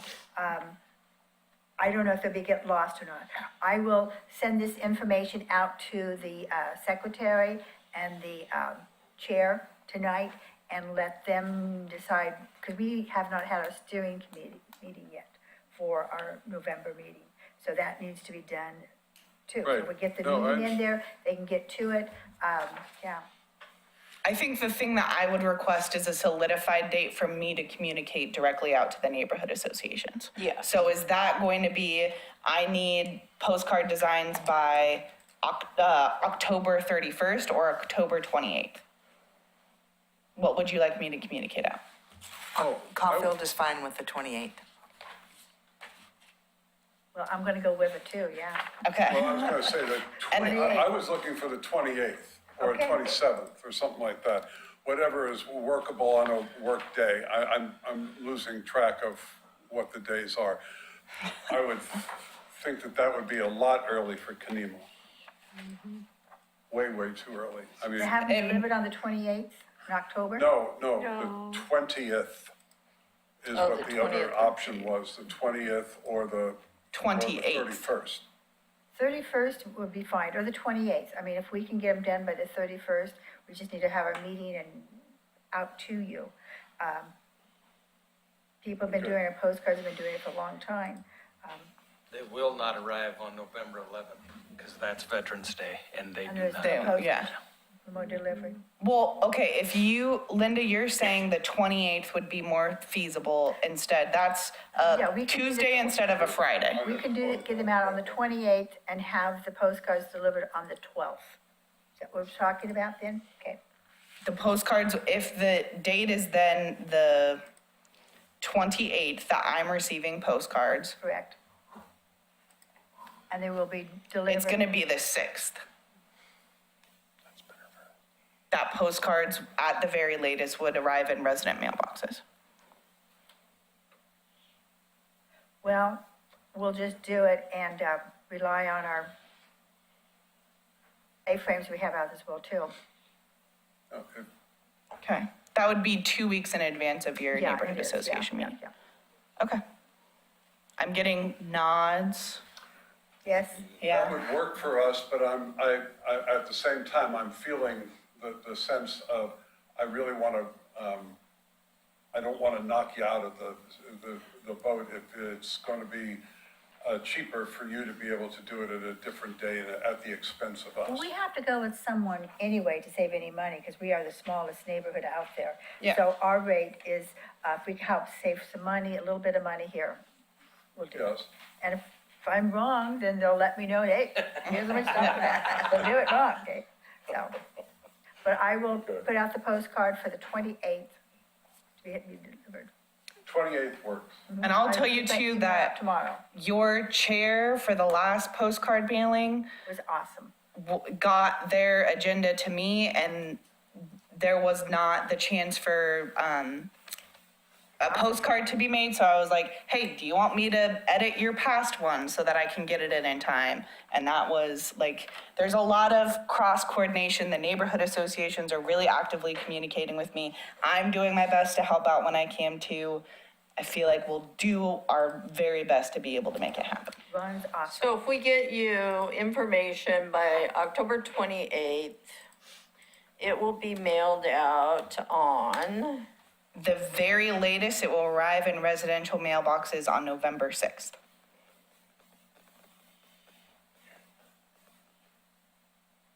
I'll check with them and see. Okay. And I will communicate that out to all of the neighborhood associations. Okay. Okay. With that being said, we've got time before we have to dive into January. Do we want to wait on January or do we want to? We barely gotten through November. Yeah, Wait. Pretty cut and dried. it is. I think it is. Yeah. I mean, it works for us. We're okay. Yeah. Okay. We're all clustered. in- So for January, I split it up into 2 separate mailings because, well, this can be, yeah. Where's Caulfield in January? Caulfield is, let's go back. 27th? Oh, second one down. Okay, got it. Yeah, Here we are. but I'm looking at it and I remember I left this way in particular because there would only be cost savings in the second round of mailing for Two Rivers Neighborhood Association. Because with the neighborhood associations who would be participating in the bulk mailing, it wouldn't be over. But the one that I have not added South End to this. Mark, are you having a meeting in January? For South End Neighborhood Association? I don't know if he's still online. Where's my? Sorry. Yes, we do plan a meeting in January. What day? I would have to, I think the 22nd. Okay. I would have to pull up the email that I That sent could you. help. That would do it. That could help. So next meeting, I will look into dates specifically. But I think for, like, this might have to be adjusted by a day or two. But I think that would actually be fine. Yeah. But for Hazel Grove, Hillendale, McLaughlin, and Hillendale Tower Vista, I think this is pretty Yeah. cut and dry. Yeah. As in good. Okay. We will revisit that at our upcoming meeting in November and or December. I know this is really time commitment in laying all of this out, but I do think that there's a real benefit, not only to the individual neighborhood associations, but to the overall CIC budget as well. We do too. We appreciate it. We want to save the money. We want more money to get other neighborhoods on and up. And just to kind of overview so far the savings that has taken place, as of September 26th, there's been $2,636.13. And again, that's savings. Savings? Yeah. Good. Okay. Great. Thank you. Thank you. For all the work you put in on this, Anna. Any other questions? Yes. Yes, Donna. This isn't about that specifically, but it is Yes. about postcards and, well, and just the budget. I don't know if this is the right time or not, tell me if it isn't. Our fundraiser that we did the other day, we didn't hit our goals. In fact, it was nowhere near. So if y'all want to know, don't do an ice cream fundraiser in the fall. Do it in the summer. So that being said, we need $320 for our date, month cutouts that go over because, anyway. And then because you guys changed the QR codes, we need to do a decal. So I used to need 240, now we need 320. I was wondering, how do I go about asking if there is that additional? So what I would do, as of September 26, 2025, Caulfield Neighborhood Association has saved $666.36. So I would say when the budget is allocated to the neighborhood associations based off of the number of postcards that they're gonna send out. That does not mean that you cannot use your budget for other items to be able to purchase. That's your budget. That's your allocated funds for your neighborhood association. You have the freedom to be able to spend that in any which way. The reason that it's prorated by the number of mailings is because historically, the budget was allocated based off of the number of residential addresses within each neighborhood association, and the funds weren't being spent in each one of the allocated neighborhood associations. Some were overspending, some were dramatically underspending. So to be able to have the neighborhood associations plan better for how they want their funds to be able to be spent, it's been prorated by the number of mailings each neighborhood association is expected to be able to send out. But that is your neighborhood association's budget to spend within the means. So if you have those decals that you need to purchase, if you have the updated dates that you need to get, your neighbor, you don't need to go through any sort of CIC approval. I would just look at, okay, how much have we spent? How much more do we have projected costs for our neighborhood? And like I said, as of September 6, 2025, Caulfield has saved $666.36. Okay. So I just place the order at Buell's and then the city pays for it? Yeah. Just that? Well, send me the order that you're going to place, and then I will put in the order for you. I'll have you CC'd, just so I directly get the invoice, and then you'll be notified when it's ready for pickup. Wonderful, I'll do that. yeah. Well, we're gonna spend it because I ain't having it at 666. It's your budget to be able to spend. But that's a very good question. Because I know that some of the other neighborhood associations have reached out. Park Place specifically was, hey, we want to be able to purchase some A-frames. What's the cost of that going to be? And I say, if you continue in participating in the bulk mailings, you could have enough funds to be able to pay for those signage. But I think Ryan Richard went above and beyond and worked with his daughter to be able to hand paint signs, which is amazing. Even more cost savings that's happening, so I love it. Scoot it over. Yeah. Any more discussion on, 28 savings. Yeah, and this is in the Postcard agenda packet schedules? too. Oh, yes. Yeah. I remember that now. But I know it can be small. Yeah. And again, I am emphasizing that these are all projected. These are all projections. These are not actuals. If you want to look at actuals, go to the financial summary that is provided by our finance department. I remember that now. Thank you. Yeah. any other discussion? Should we go on to roundtable then? Yeah. Start with Caulfield. Again. Okay, very good. Well, you probably see John Keyes sitting here instead of Debbie. Debbie's life, as all happens to all of us, it just got too full. And she just didn't have the bandwidth she felt to give what needed to be given. So she did resign, step down. And so John was gracious enough to step in, and everything just was timed perfectly. The mayor approved him. We did a vote for him to be acting co-chair, and then the mayor approved him to be on the CIC. So welcome, John. He's a past chair. You guys all know him. He's been on this seat before. He knows more than I do. So anyway, we're thrilled to have John. Our ice cream fundraiser that we did do, it was so much fun. We had a great time. We had celebrity scoopers. We had Mayor Denise McGriff as a celebrity scooper, as well as Tim Cook, president of Clackamas Community College. So other than it being in fall and getting dark at, 7 and raining and cold, we had a great time. So we'll probably do it again next year, but at the end of July.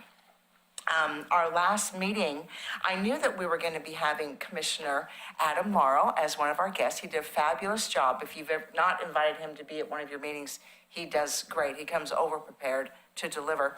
I was so surprised. So we had not only him, but Commissioner Mike Mitchell showed up. And then I happened to look up from my paper, and there's Mayor Denise McGriff. So we had these dignitaries, and I felt, oh my goodness, did I do something wrong? What's happening? But so we had a very good meeting. A lot of things were talked about. And one of the things, Commissioner Adam, I was just brainstorming. I just wanted to throw this out to you because the mayor did bring it up at the meeting. The issue with one of our residents is so concerned about the lack of barriers over the bridge on Holcomb Road, over 213. What if, just throwing it out there, what if we don't really know who owns it yet. Is it county, is it city, is it state? Could we just have a neighborly gentleman's agreement, for lack of a better word, and we do it a third, a third, a third? Oregon City pays for a third, the county pays for a third, and ODOT pays for a third, just to kind of get the ball rolling and to just do a community kind of, hey, let's protect everybody, our residents, plus anybody that travels. I don't know how this works. That's like a reasonable approach. And I know you can't, say yay or nay, but is it a feasible idea? What are you talking about barriers, by the way, so we understand?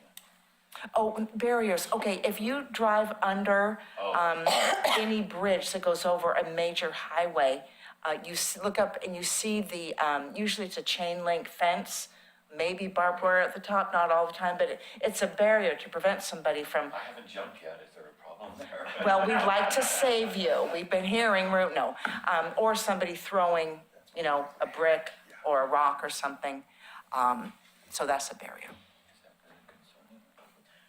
So I do not know specifically. I will just say, based off of past experience, that it is very, very difficult working with ODOT. Okay. They are inefficient at using taxpayer dollars, and they are terrible with their oversight. So I am hesitant to get involved in anything that involves the Oregon Department of Transportation.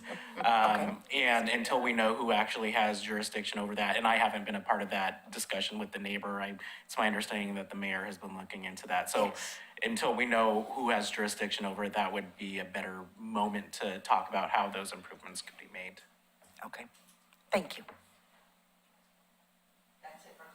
Okay, Well, I'm glad we have extra money, because she had to give me $100 to come back on CIC. yeah, way to go. Hazel Grove, Weston Farms. Just have a question for everybody. What financial institutions do you use? Just go around the table. Just say for your neighborhood association accounts. We use, Gaffney Lane does not have any. Okay.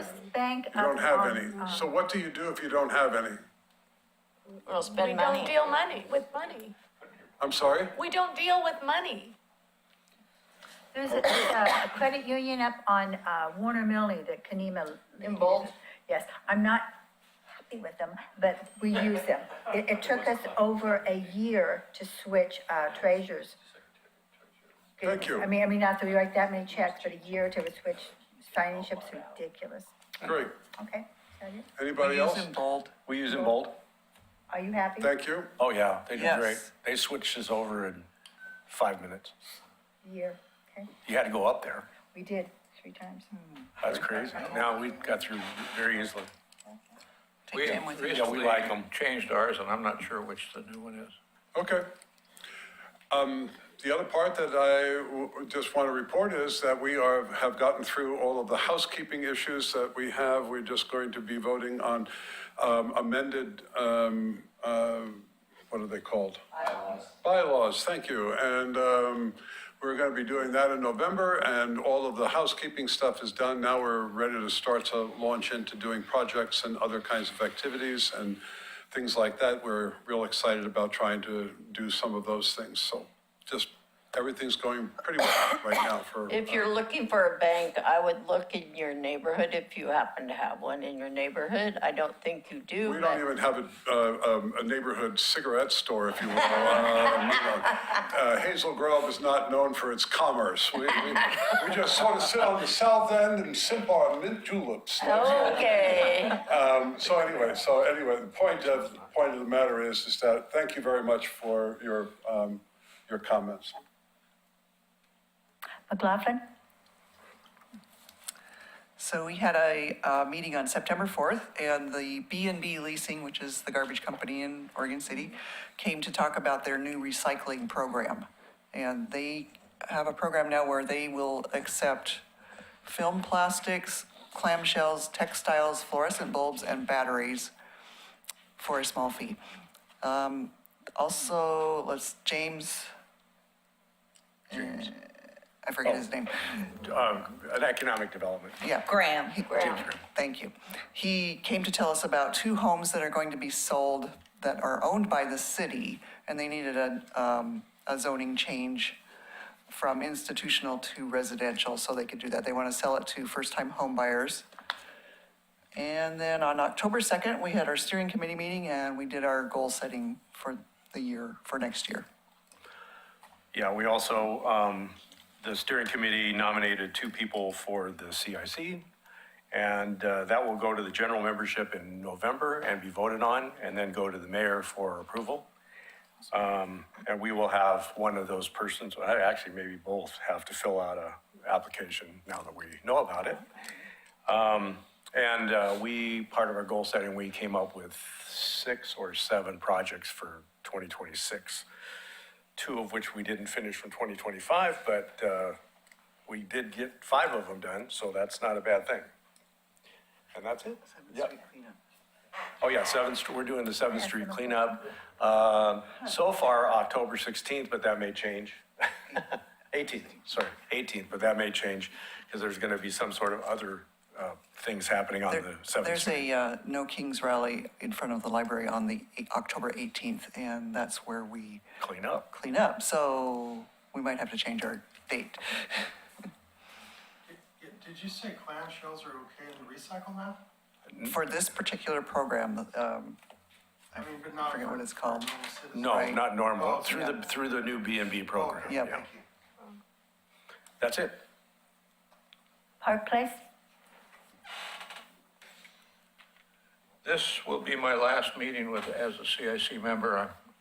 I resigned from the Park Place steering committee simply because I think it's time for younger blood to move in and take over. I've been a member of the CIC now for about 15 years, I think, and I was chair for 4 years, and that time I was proud to change the CIC from a city-controlled group to a truly citizen involvement committee. And I feel real proud of being able to do that.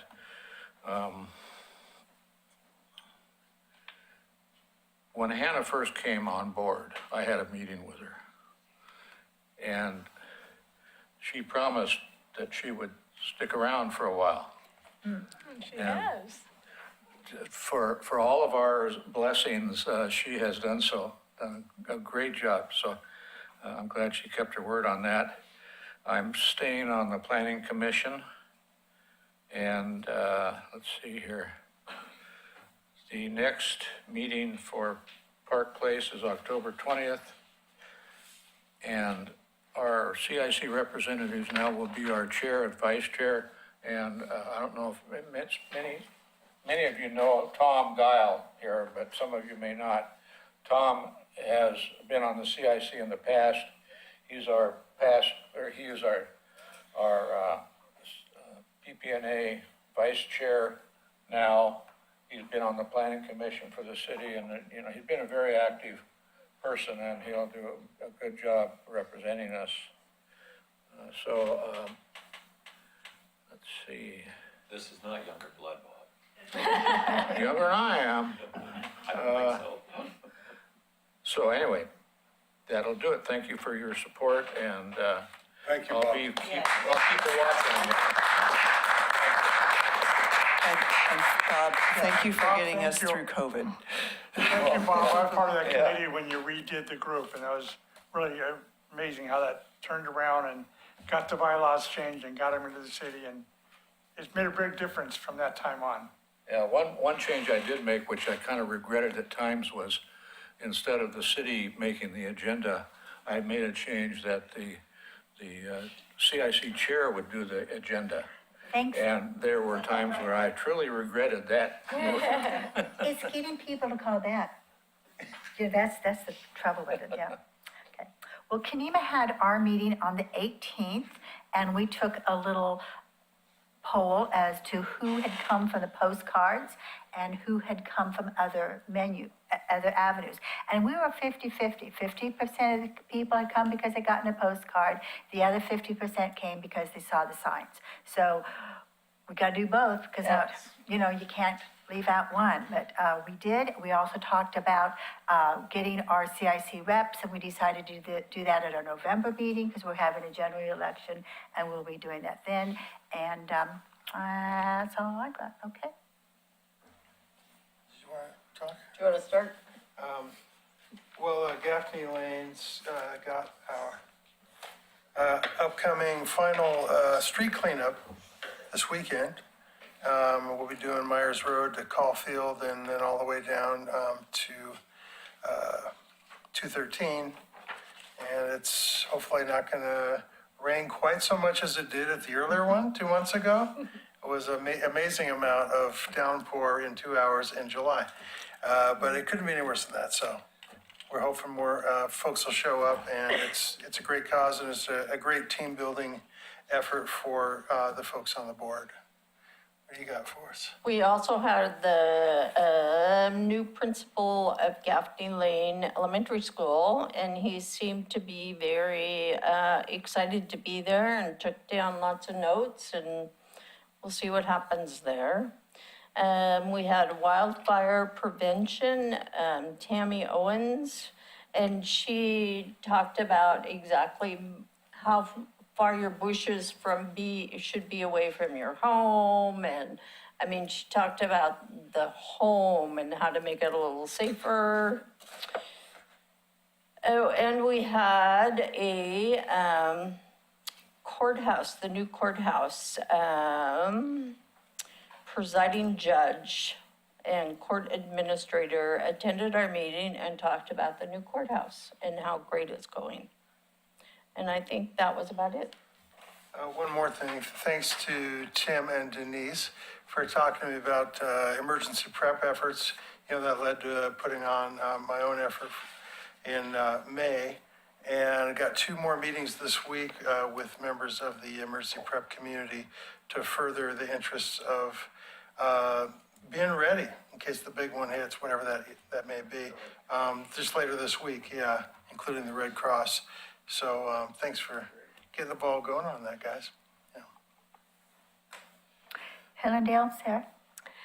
We have our next meeting tomorrow night, and on the agenda is a land use proposal, a pretty large one, on the corner of Malala Avenue and Beaver Creek Road. So I'm interested to see what they have to say about that. And then we also have scheduled Robin Bergeron from the Oregon City Together. She spoke with us before, and so she's supposed to come as well. Our postcard went out, I think, 3 weeks ahead of the meeting, and we'll see how well it did, because we had been timing it to like the week before, you know, more immediate. So we'll see how that goes. Hopefully it's good, and I think that's all I've got to report. And Josh, did I leave out anything? You're online there. Nope, I think you got it all. Good job, sir. All right, thanks. Just a little bit. Would you like to say something from your neighborhood? Yeah, Mark, you've got Mark or Bill. Bill, I know you're the new chair for South End Neighborhood Association.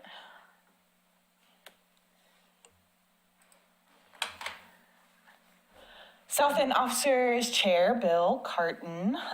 Vice Chairs, Mark Greer. Secretary, Kathy Robertson in the stand, and then Treasurer, Ryan Harris. Hi, Nice. Congratulations. Succeeded in unmuting. Yeah, hi, my name's Bill Carton, just like a box, not cartoon, please. Mark Greer and I are new to neighborhood association being officers, but we've both watched CIC meetings and attended a few. We've got a steering committee of the 4 officers here, and we'll elect CIC reps or nominate them before the next CIC meeting. We can do that as a steering committee. And our the early project options are like a road cleanup of South End or Warner Parrott. South End is pretty attractive, but not the hilly part. That's outside the neighborhood, so thank goodness. Any other issues that you remember, Mark? Oh, we did have a briefing from Bill McConnell, the previous chair of the NA before he moved out of the neighborhood, and so we got some good history from him. That's it. Thank you. Adam, would you like to say something? Yes, so we have a work session tomorrow. We're having a joint meeting with the Arts Commission, and we're going to be going over their goals and some updates they want to make to their vision for the next year. We're going to have a fun conversation about updating our city seal and our flag. I know that's what keeps up every Oregon City resident at night, and so we are going to make sure that we resolve that for you all.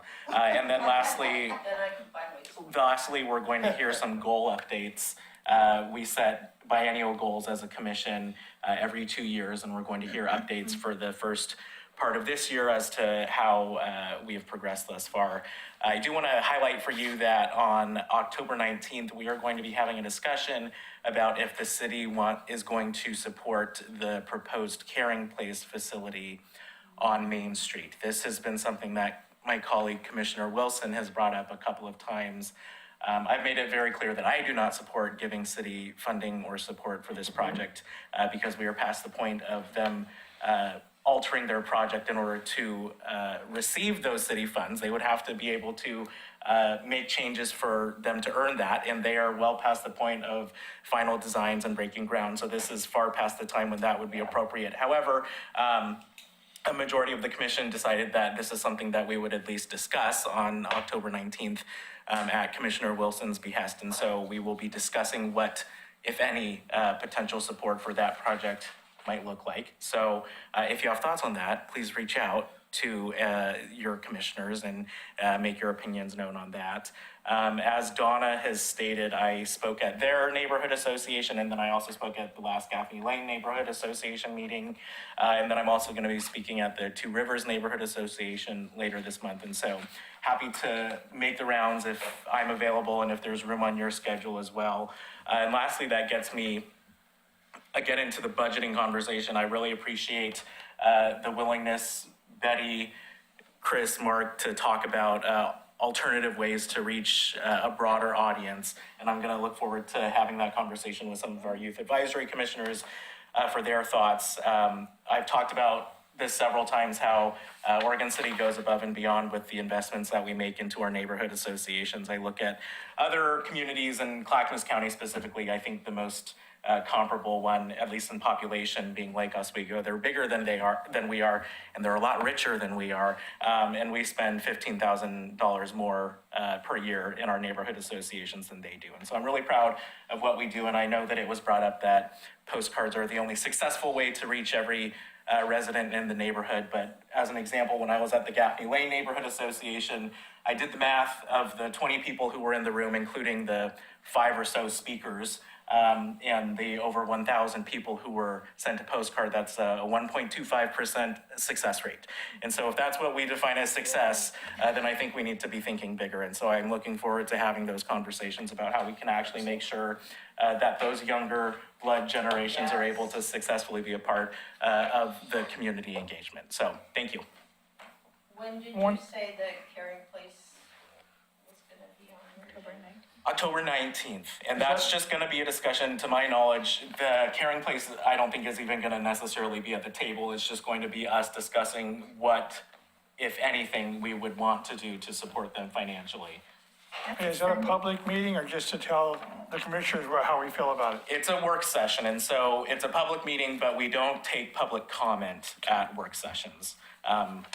That would be at a regular meeting. If we got to the point where we said, we do want to give them money, we would bring that to a regular meeting where we would have to vote on it, and then public comment would be allowed then. But you're always allowed to send us emails and make calls as well. That's a Sunday? Sunday, the 19th? 19th? October 19th? Could it be the 15th? It's Tuesday? You know what we can do? We can look on the city's website. That's what we can do. Okay, because I'm looking at our, the document that we have for our work session tomorrow. We always have a document that says list of future work session agenda items.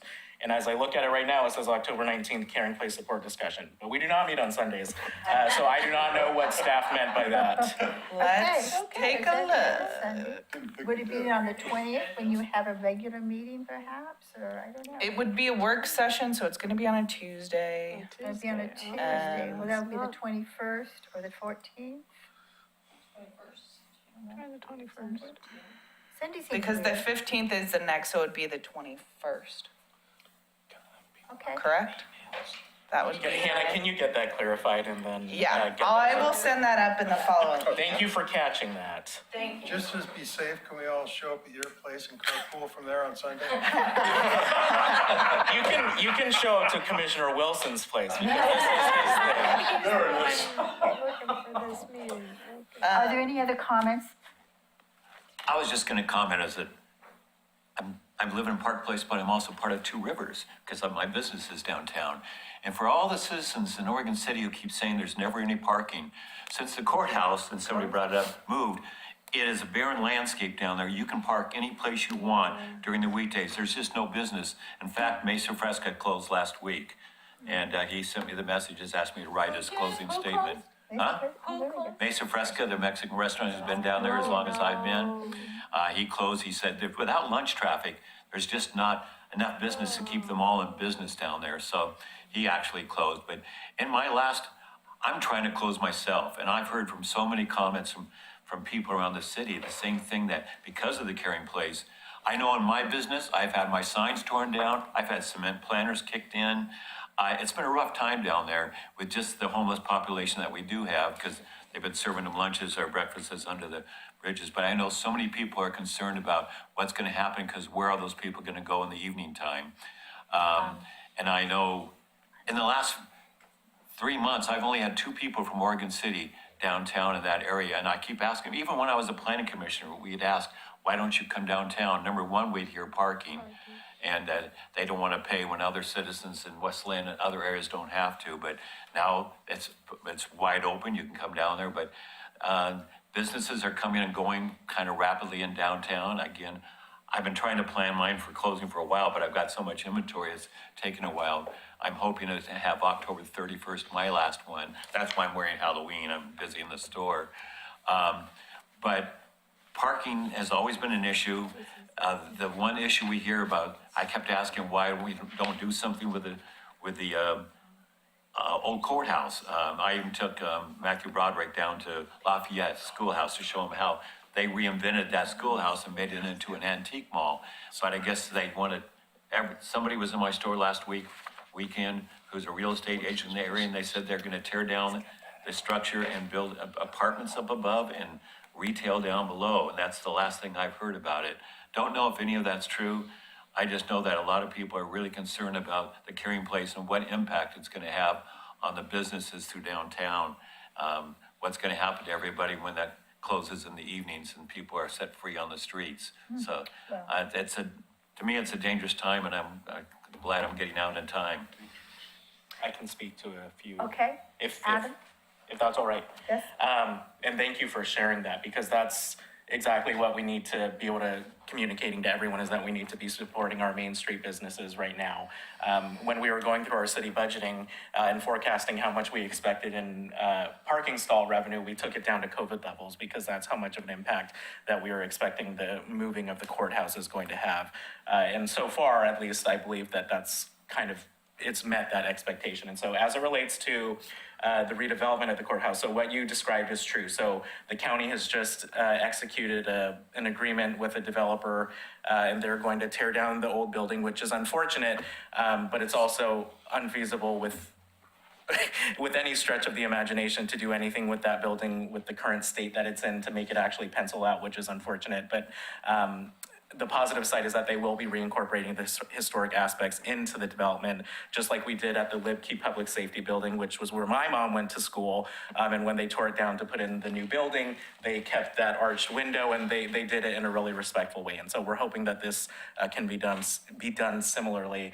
And then, as it relates to dealing with the homeless population and just general issues beyond the homeless themselves, but just people in general, we're having a discussion as a city commission right now about implementing what's called an exclusion zone. This is something that we already implement in our public buildings and at the library. And basically what it would be is that if you are someone who frequently commits certain crimes in the geographic location of downtown Oregon City along Main Street, then you will be basically excluded from that area. And if you try to re-enter, you will be arrested for trespassing. And so this is something that we've looked at models from the city of, I want to say, Medford and Milwaukee. So this is something that's done in very differently politically aligned cities that has been done with relative success in making sure that people who continue to disturb the peace in a certain geographic location of town are dealt with. And I want to emphasize that this isn't necessarily targeting homeless people themselves. We can have people who are constantly getting inebriated on one of the bars on Main Street who can be disturbing the peace, and they have a roof over their head as well, and this would also apply to them. So this is not specifically targeting the homeless population, but it's responding to the concerns that we've heard from so many of our businesses and the patrons who want to go and give them their business. Adam, can I ask you a couple questions about that? It's been said for a long time while we've been downtown is that neighboring communities like Colton, Canby, Malala, Westland don't have any services themselves, and we're the seat of government. So all these police officers in other areas drop their homeless and other individuals off in our community because we are the seat of all the services. Is that true that they're all bringing them here and dropping them off in Oregon City? Do you know if that's true? Different people have different opinions on that. But the truth of the matter is, regardless of, because it is very difficult to track those when people don't have when homeless people don't have addresses. But there are plenty of anecdotal accounts of that happening. And the truth of the matter is, as I was about to say, is that we are the seat of all of those services, and we are also where the jail is. So when people exit the jail, who were brought here for committing a crime somewhere, they are released into our city if they are homeless and they don't have anywhere else to go. So we do bear the brunt of Clackamas County's homeless issues, but people would debate about the extent to which that is the reality. One other observation, just interest, when we ask people from Morgan City, they say they're from Morgan City, oh, we just live up on the hill. We're going, why don't you come downtown? Oh, we've seen it. And so they feel once they've seen it, they don't come back. So we get people from West Lynn saying, you've got the best downtown. And we like walking through some of the little ones, but Oregon City people tend to go to other communities rather than their own. And I don't know, when I first moved downtown, we used to have monthly meetings of the Downtown Association, deciding what could we do to draw people into downtown. We can't even draw our own people from Oregon City into downtown. So I don't know what it's going to take or what committee or who's going to handle that. But boy, it really impacts the businesses downtown when we can't even attract our own citizens to come downtown, and we keep hearing it over and over. Oh, there's just nothing down here for us. That's what we keep hearing. So I don't know who's going to handle that, but good luck. Tim? Well, not to prolong the meeting, but I did want to mention, if you haven't been down to the neighborhood office recently, we have rearranged it, got rid of both desks, and we had a donor that gave us some shelving. So we put up shelving along one wall. So we're in the process of marking those off for each neighborhood association. So you'll have a shelf and a drawer. Next month, we're thinking, we're going to plan a Saturday, and B&B is going to bring a bunch of recycling bins down for us, and we'll let you know. So if you want to come in and clean out your files, there's a lot of history. We cleaned out 4 bins already full of old documentation that's no longer needed. So it's nicer, it's bigger, a little more space, and we're looking for a conference table that we can put in the center so you can have meetings there. That little table's fine, but it only seats 4 people.